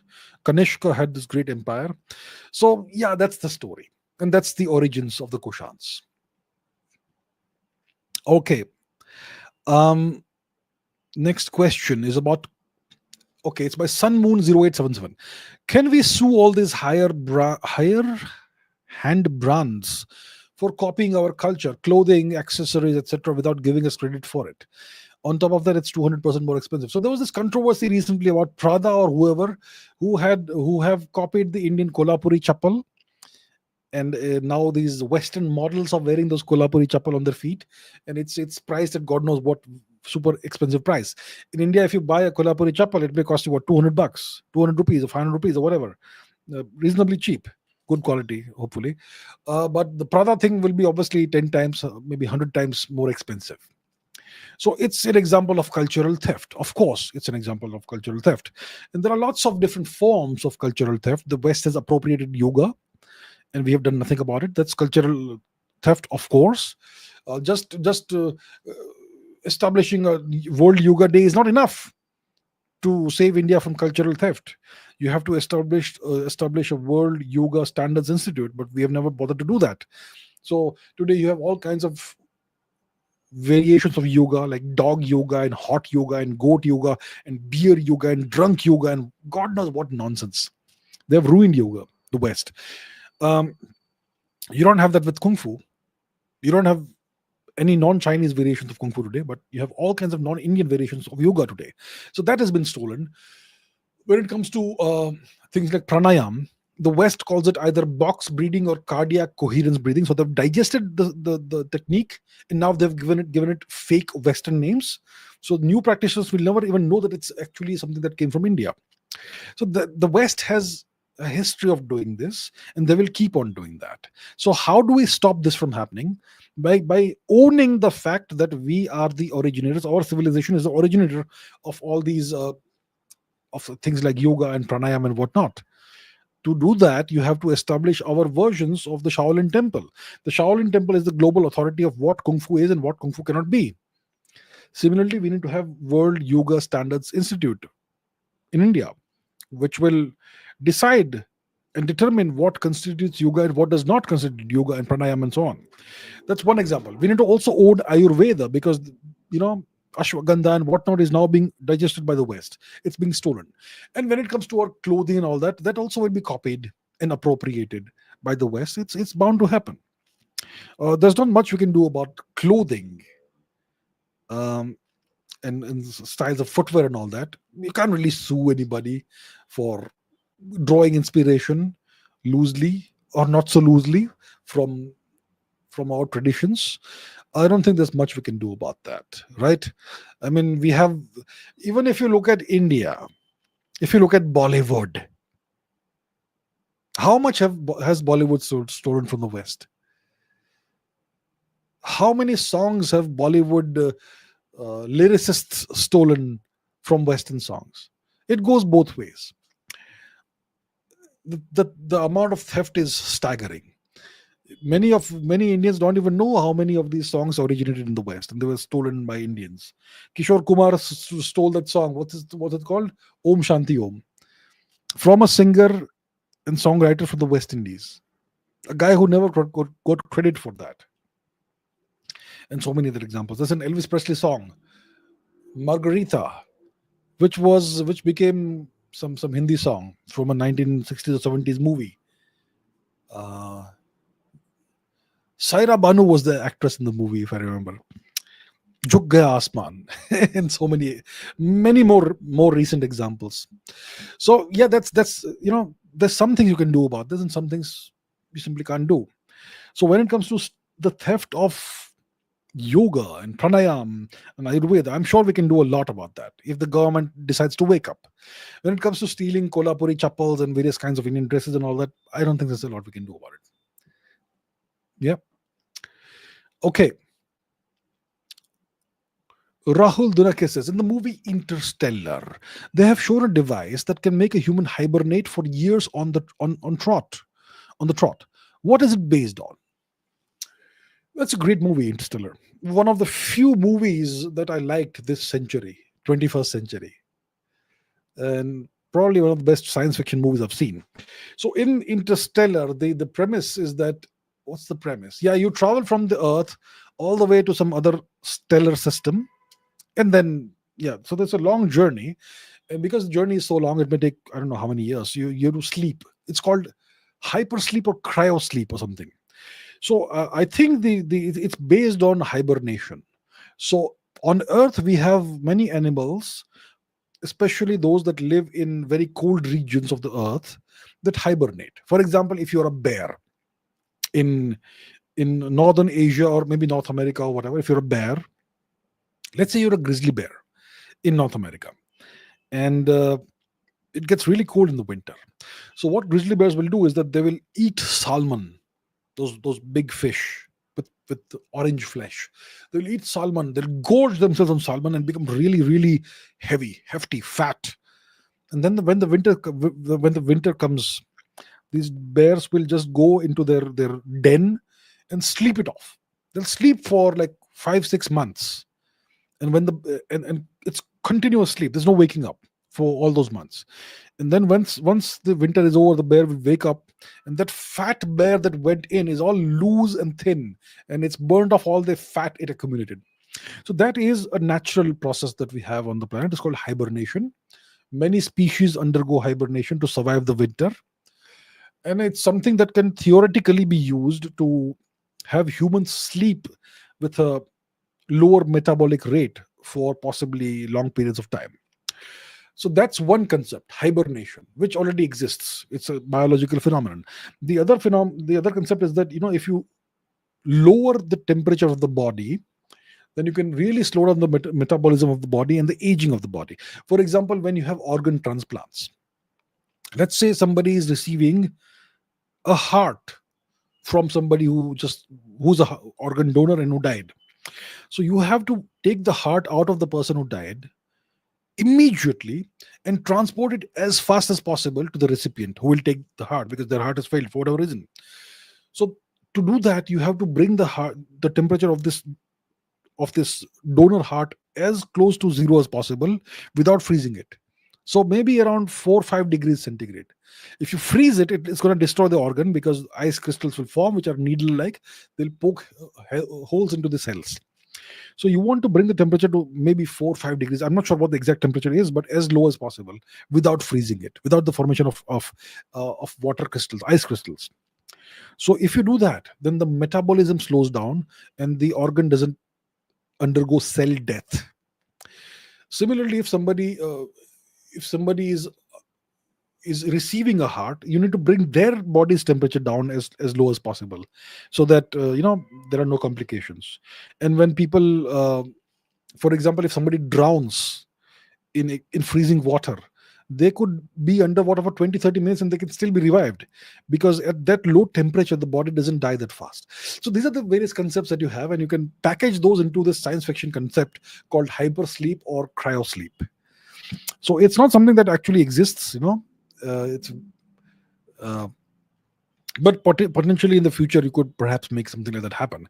Because if you want to travel several light years, a process that maybe at 95% of the speed of light will take, maybe, I don't know, let's say you want a person to survive 100-year voyage in space, whatever distance it is, then obviously you want the person to be as unchanged as possible when they reach the destination. So for that you will need some form of hibernation combined with low temperatures, so that the body doesn't age and the person doesn't really age, and so on.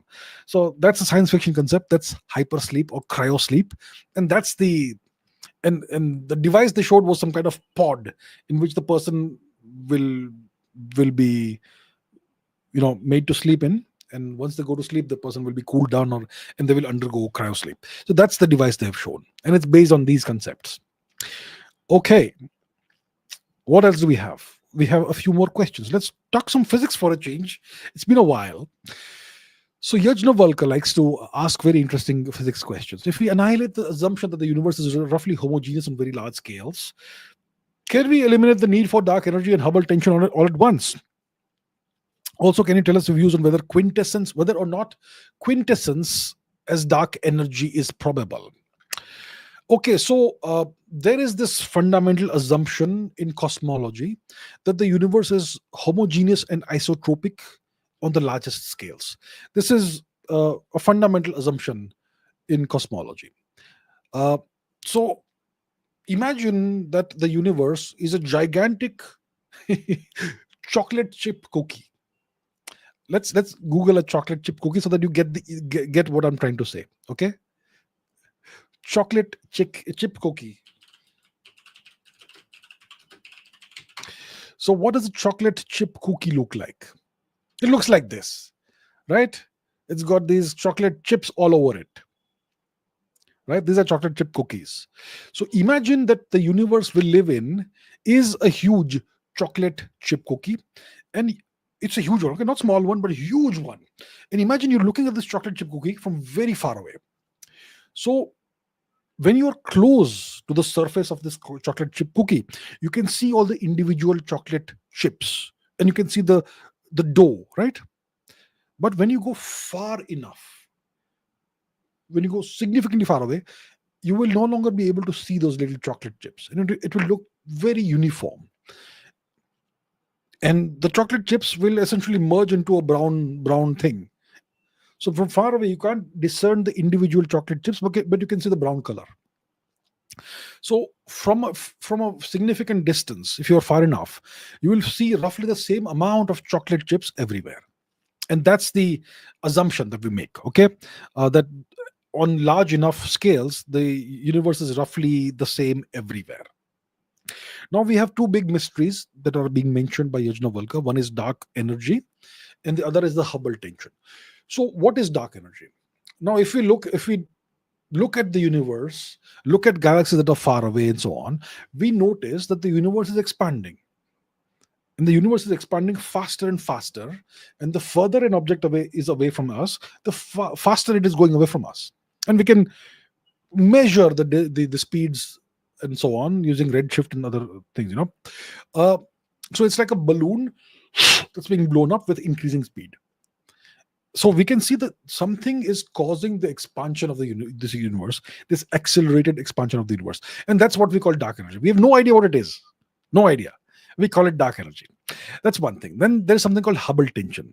So when we measure how fast the universe is expanding using different methods, we get different answers. So imagine I stand up against my background, and I have two measuring scales. So I take one measuring scale and I measure my height. It says 6'2", and I use the other scale. It says 6'4". What? Should be just one answer, right? But I have two scales that are giving me two different answers, slightly different. One is saying 6'2", and is saying 6'4". Something is wrong. So that's the Hubble tension. Okay. So some cosmologists, some physicists have wondered, what if this fundamental assumption is wrong? What if the universe isn't really uniform and isotropic on large distance scales? So let's say we are not living on a uniform chocolate chip, but we are living in a spot where there are very few chocolate chips. This is huge void that we are living in. Okay, empty region. If you're living in this pretty empty region, which is very less dense, the density is very less, then maybe the light that's traveling to us from distant galaxies, it may behave differently than we may expect if the universe is homogeneous and isotropic. So if we are living in this very special low density region, then the apparent deceleration that we see might just be, or whatever speed of light we see, or whatever measurements we are able to make, they may be incorrect, or they may be illusions because of the unusual location that we are in. Then maybe the measurement disagreements that are happening are because we are not accounting for our special position in the universe, so special location in the universe, right? So that's the question that some physicists have asked. But the fact is that there is no evidence that the planet Earth and the solar system and the Milky Way galaxy are located in some very incredibly special, perfectly positioned region in the universe. And we have plenty of evidence from other observations like the cosmic microwave background radiation, etc., which do indicate very strongly that the universe is indeed uniform and isotropic on large scales. So it's a pretty good question to ask, and if we annihilate this assumption that the universe is roughly how all that, then it could indicate that, but you need other evidence to back it up, that we are indeed located in some special region of space. Otherwise, it doesn't really make sense. So it's an interesting idea that some physicists are exploring, but we need way more evidence to actually take this more seriously. Most of the evidence that we have, observational evidence, it points to the universe being genuinely more or less roughly uniform, homogeneous and isotropic in all directions, right, at the largest scales. So we actually do need to figure out what dark energy actually is, and we do need to solve the big question of the Hubble tension through some other means. It's like detective work actually, and maybe we need to look into this from different perspectives, maybe perspectives that people may not have thought about. For example, there is this theory by Dr. Subhash Kak, who has appeared on my podcast a few times, that the universe may not be three-dimensional or four-dimensional. It may be e-dimensional, where e is the special number 2.8 whatever, right? That's an interesting, it's a fractal dimensional universe. Well, that's interesting, isn't it? So we need to look at it, look at things from outside the box, or maybe out of the box approaches, or whatever. Whatever approaches we've been taking for the longest time, they aren't really working in physics. Now there's another question about quintessence, right? So we discussed what is dark energy. It's something that is causing this our universe to expand faster and faster, this accelerating expansion of this universe. So there is something that is causing it. Obviously we don't know what it is, but we call it dark energy. And so that's where quintessence comes in. So quintessence is possibly this some kind of special invisible energy that fills up all of space, just like air fills up a room. But this energy is everywhere in our universe, which means that it is right here in this room with me. Quintessence comes from Greek quintessence, the fifth essence.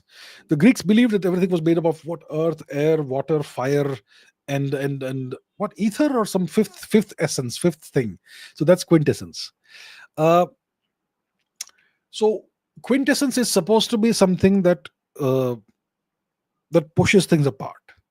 It doesn't pull things together, it pushes things apart. It's like an anti-gravity kind of force. That's what it believed. It's like an invisible force that is constantly stretching space apart.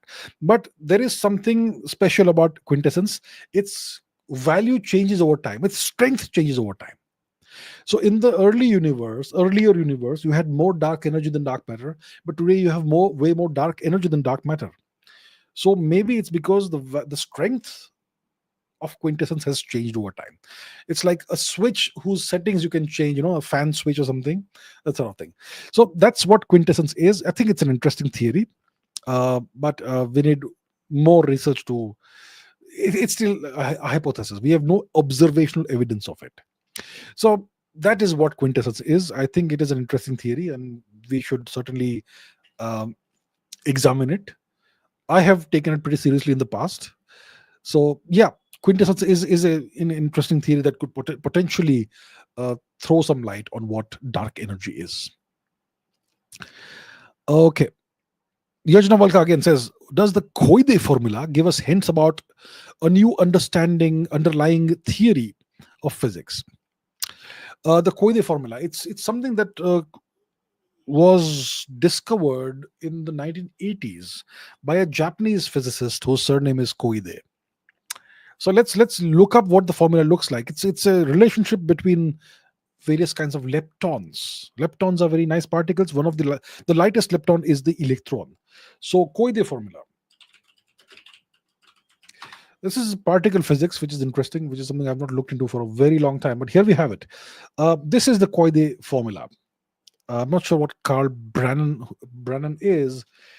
This is what the formula looks like: M mu and m tau. Generally it's inverted. It's generally, the denominator is the numerator actually, usually.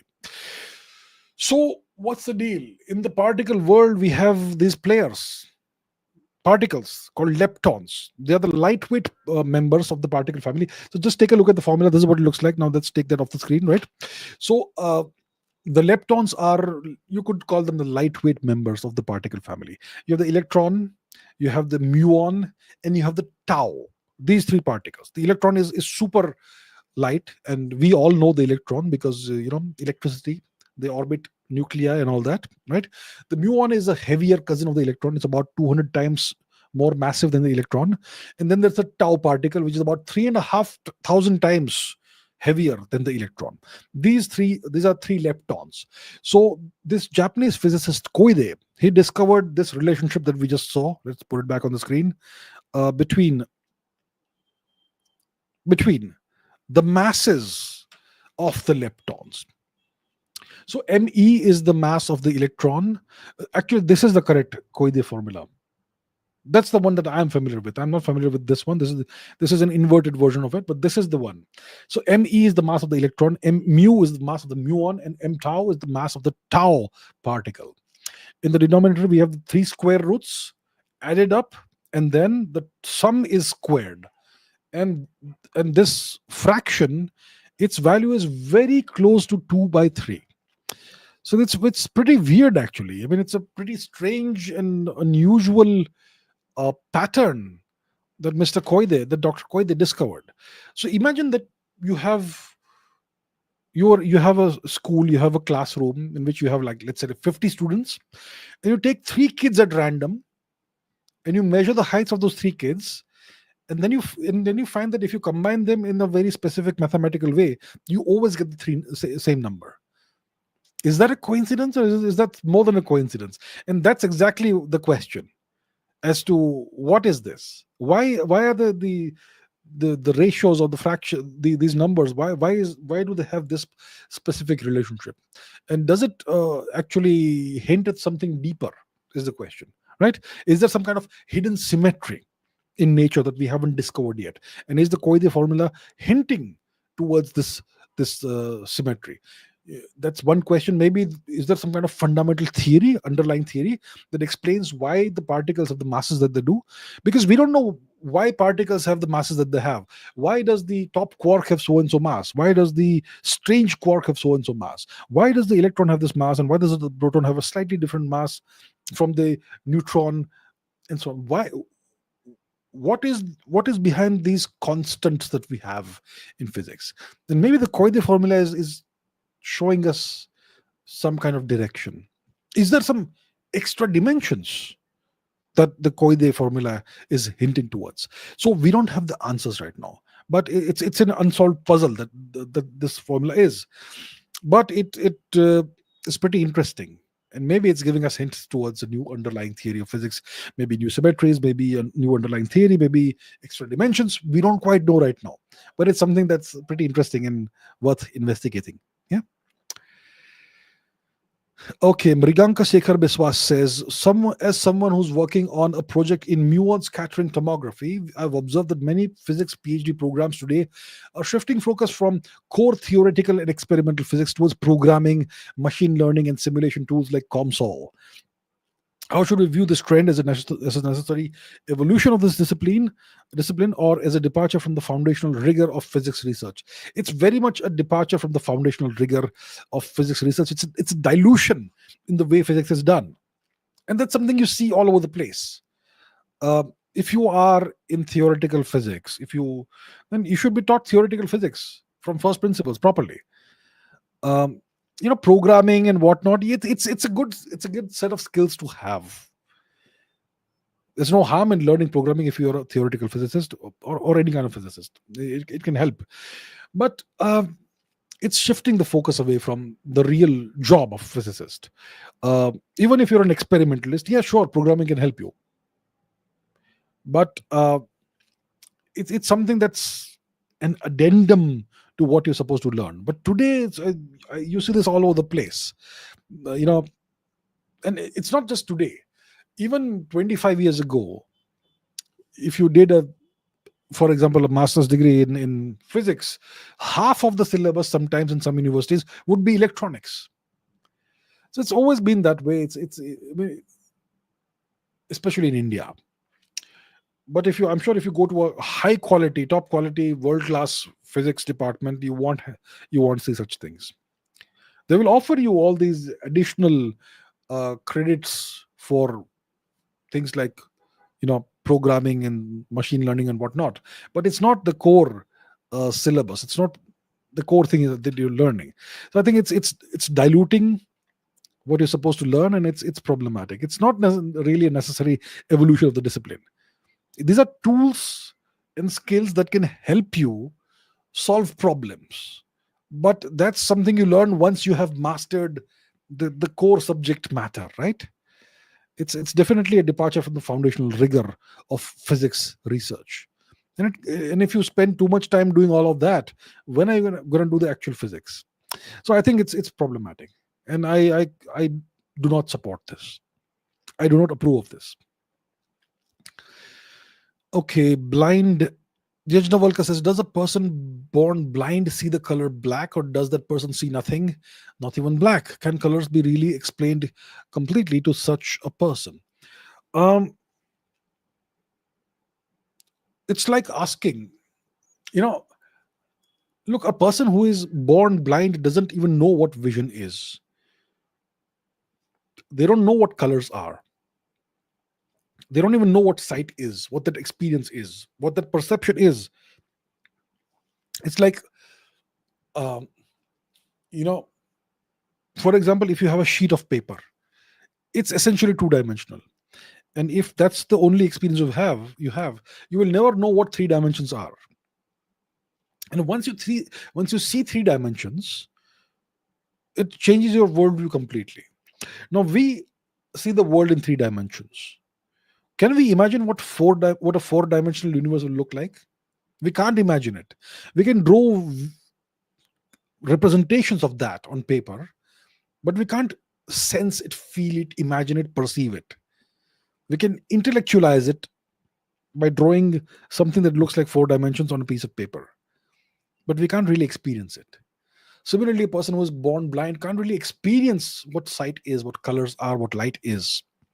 They will not know what is black or red or whatever. So I'm not sure they see anything or perceive anything. But if you can give them the gift of sight, then their world will be changed like never before. So yeah, that's probably how it is. Ritik Pawar says, as you've been studying geopolitics and history for many years, can you please tell us, in your opinion, which are the top three most powerful countries or empires in the past 10,000 years that were absolutely dominant or ruled the world? For the longest time, no empire has ruled the world. Okay, no empire. In the past, you do not have the technological prowess or the tools or the means to rule any large area. So for the longest time, you had kingdoms and empires that were isolated and localized, and they never really came into contact with each other. Past 10,000 years, we're going back to the birth of agriculture, essentially. So, but if you want to ask me about the three largest empires, I would say in third place would come the Mongol Empire, which was founded by Shri Chinggis Khan.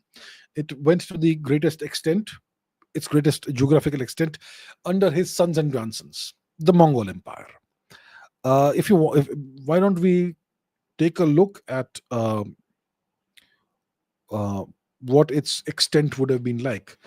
Mongol Empire. Yeah, the largest extent geographically. So here's what it looked like. Okay, this was the largest geographical extent of the Mongol Empire. About 1368 AD. That's the Mongol Empire. And as you can see, they left India out because they didn't want to invade. So that's the Mongol Empire. In my opinion, not in my opinion, it is known to be the third largest empire in history. The second largest empire in history was the British Empire. The British Empire. And this is actually underplaying it. They actually controlled probably more than this. But yeah, sure. This is the British Empire at its greatest extent, more or less. And the sun never set on the British Empire. Now, that's the second largest empire. Which is the largest empire of all? It's the US Empire, the American Empire. But it's not regarded as an empire today because it's, yeah. So the US Empire is the greatest empire, largest empire. It has a power projection capabilities all across the world. It can intervene militarily at essentially 60 minutes notice anywhere on the surface of the planet. And it is, there are two kinds of empires. Two methodologies of maintaining an empire. You either do it through military occupation otherwise you do it through hegemony.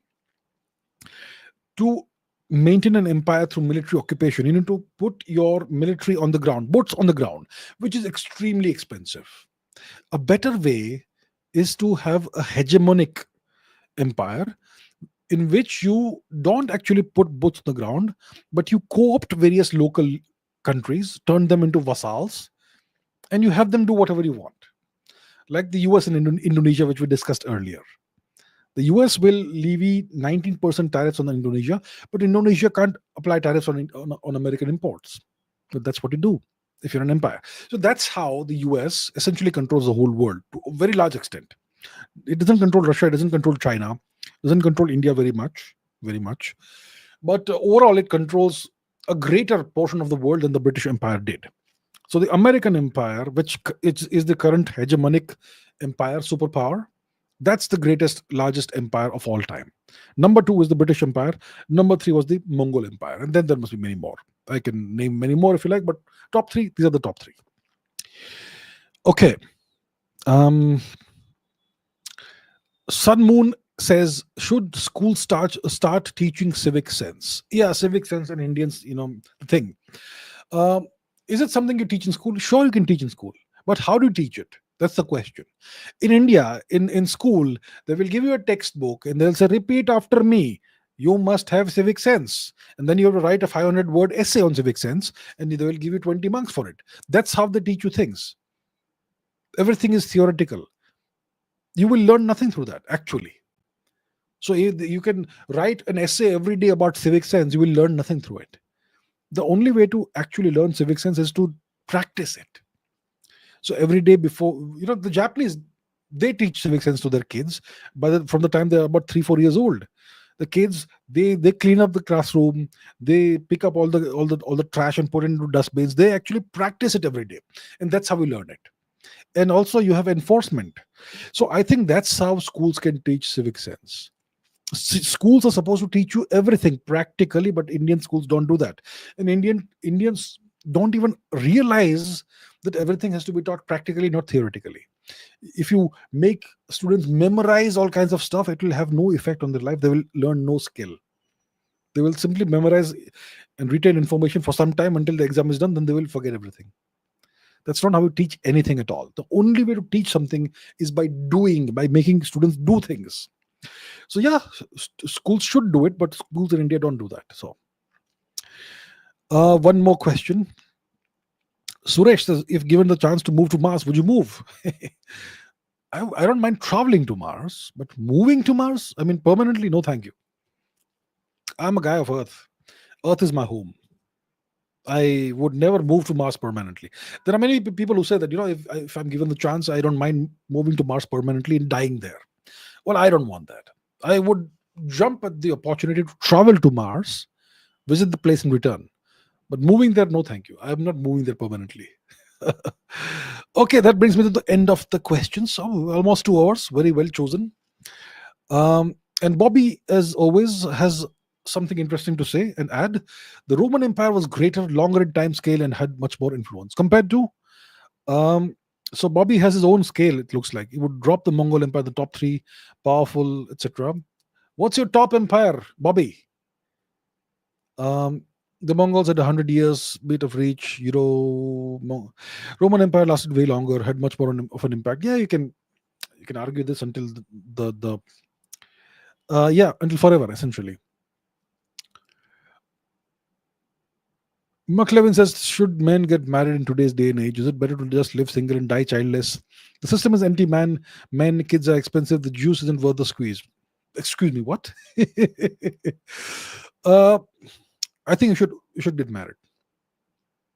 The system, don't let the system defeat you. Don't let the system kill you. Find the right person, get married. And yeah, I am totally pro marriage. I think that people should get married. People should get married early, before the age of 25. You should have kids as soon as possible. And lots of people will disagree with me because they're geniuses, but whatever.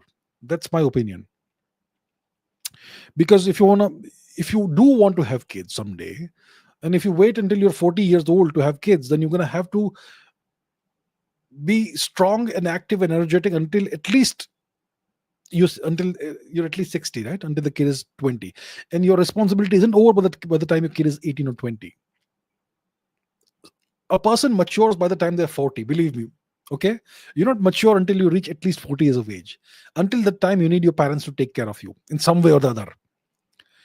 uh, so the best thing to do is to marry as soon as possible and have kids as soon as possible, and be done with it.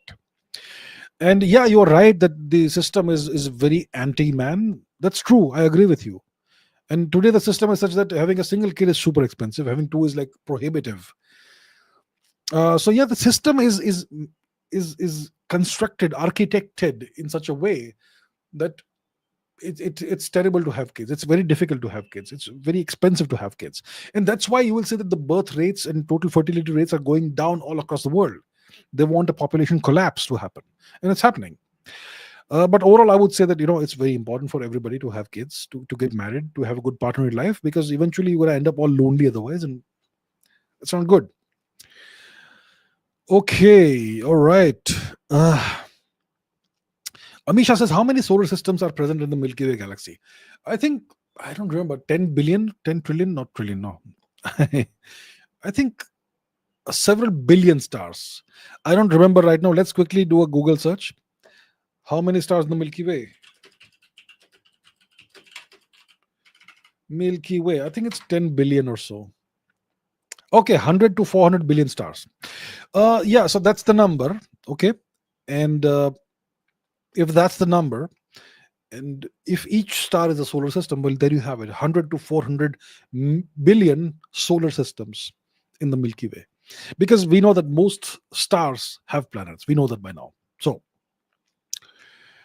geopolitical Dubey says, does China really think about RIC, or it's just a statement? Look, if you look at that, people don't change, right? People don't change.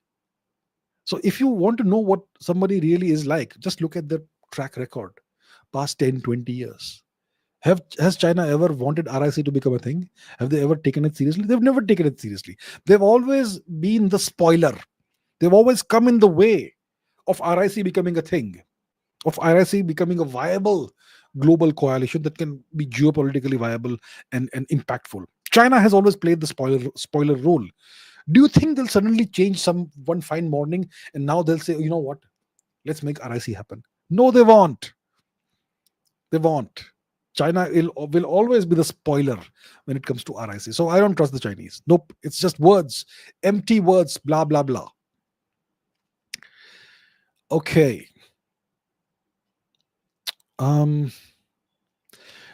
says, how are your people from Oumuamua? Well, they're quite far away, so it takes time to communicate with them. There's a lag. But they're doing all right. And they're hoping that we don't launch a rescue mission because they would like to return to wherever they came from. Okay. Favorite character from Friends, says Joe Tribbiani. Friends, I've seen a few of those episodes. It's pretty fun, harmless nonsense, mostly. Favorite character, there were 5 of them, right? Joey was the funniest of the lot. Joey, how you doing? And Rachel, Phoebe was fun, the smelly cat singer. I think either Phoebe or Joey, or who's Rachel, Monica? Yeah. Okay, let's maybe take a couple more questions.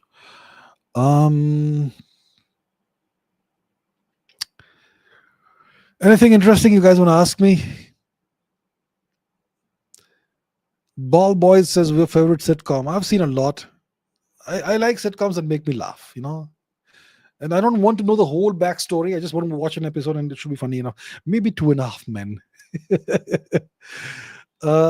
Bobby says, what about Chandler? Thank you for reminding me of Chandler. Probably it's Chandler. Yeah, late Chandler, who the actor passed away some time ago. Yeah, he probably was the best character. Probably. Yeah. McLevin says, bro, forgot about Chandler. Thank you for reminding me. Chandler was probably the best character. I agree. Okay. Park says, what's up in your personal life? Well, this is not a question. This is not a show about my personal life, so we will not discuss that here. Okay. Do we have any interesting questions? Oju says water fast. I mean, look at me. Do I look like I'm water fasting right now? uh, Latangi Suresh says, please increase the per week shows nowadays per week to right now only two. Yeah, geostrategy and look, some people will argue that quantity has a quality of its own. I mean, after all, Joseph Stalin said that. So when you talk about quantity having a quality of its own, you bring that argument into play when your quality is low. Okay, when the quality is low, let's say we're talking about tanks. You have tanks, but your tanks aren't great. Then let's mass produce 10,000 okay tanks. Then, even though they're not great tanks, they'll be formidable as a force collectively. Maybe your aircraft are just third generation fighter planes, but you've got 1,000 of those. Well, then they become a threat anyway. So when your quality isn't great, that's when you can increase your quantity, and quantity acquires a quality of its own. But when your quality is high, when I have fifth generation fighter planes, stealth fighter planes, why do I need that quantity? So I take your point. Maybe once in a while I can have extra shows. Maybe once in a while, if you guys want, I can do a live stream with super chats, perhaps. I did the experiment for a while. Well, let's see. Sri Ramachandra Nama says, who do you support, Tom or Jerry? I used to watch Tom and Jerry as a little kid. It was an infuriating show. I wanted Tom to win. I want to see an episode in which Tom eats Jerry because that's the that's the way nature is supposed to be, right? I would like to see Tom eat Jerry one of these days. Tom is a cat, Jerry is a mouse. Come on, and Jerry wins all the time. Come on, that's it's not fair. Bookshelf tour. You know what? I'll do it next week. But I won't do it standing here with the bookshelf. I'll take a bunch of books, put them on a desk, and maybe I'll do multiple episodes. Maybe 10 books in one episode. And I can do a whole series of that because I've got so many books. I've got a lot of those. You know what? Next week I'll put up one of these episodes. I'll sit on my podcast desk that you've seen, and I'll put up, maybe we'll talk about 10, 15 books, and we can do, I don't know, many episodes that way. So sure.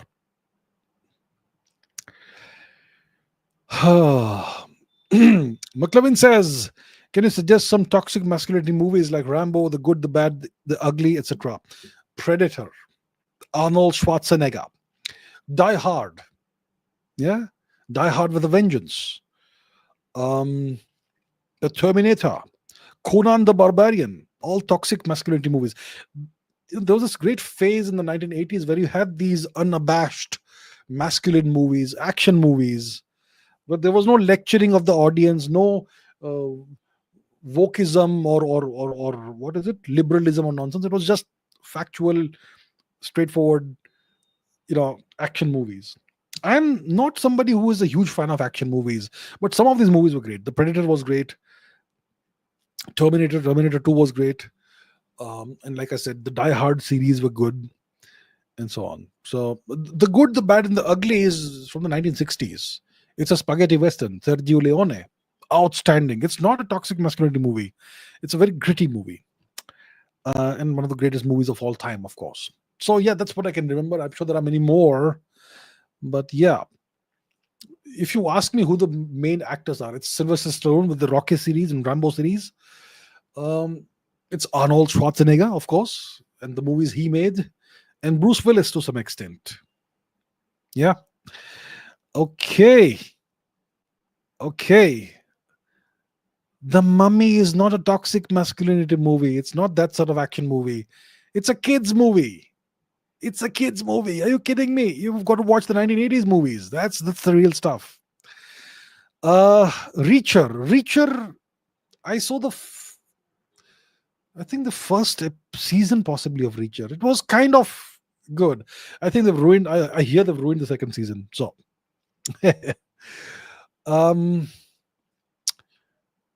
okay, I'm gonna end it over here. So thank you so much, everybody, for all the questions. It was fun as always, and I look forward to seeing you in the next live stream, which hopefully happens as soon as I can make it happen. And do let me know in the comments below if you would like me to do maybe more super chat live streams. I could do that. I don't mind doing that.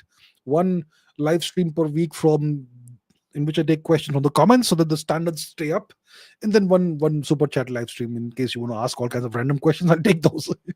Let me know in the comments below. Thank you so much for watching. Keep asking questions, keep raising your standards, keep learning, and I'll see you very soon. Thank you.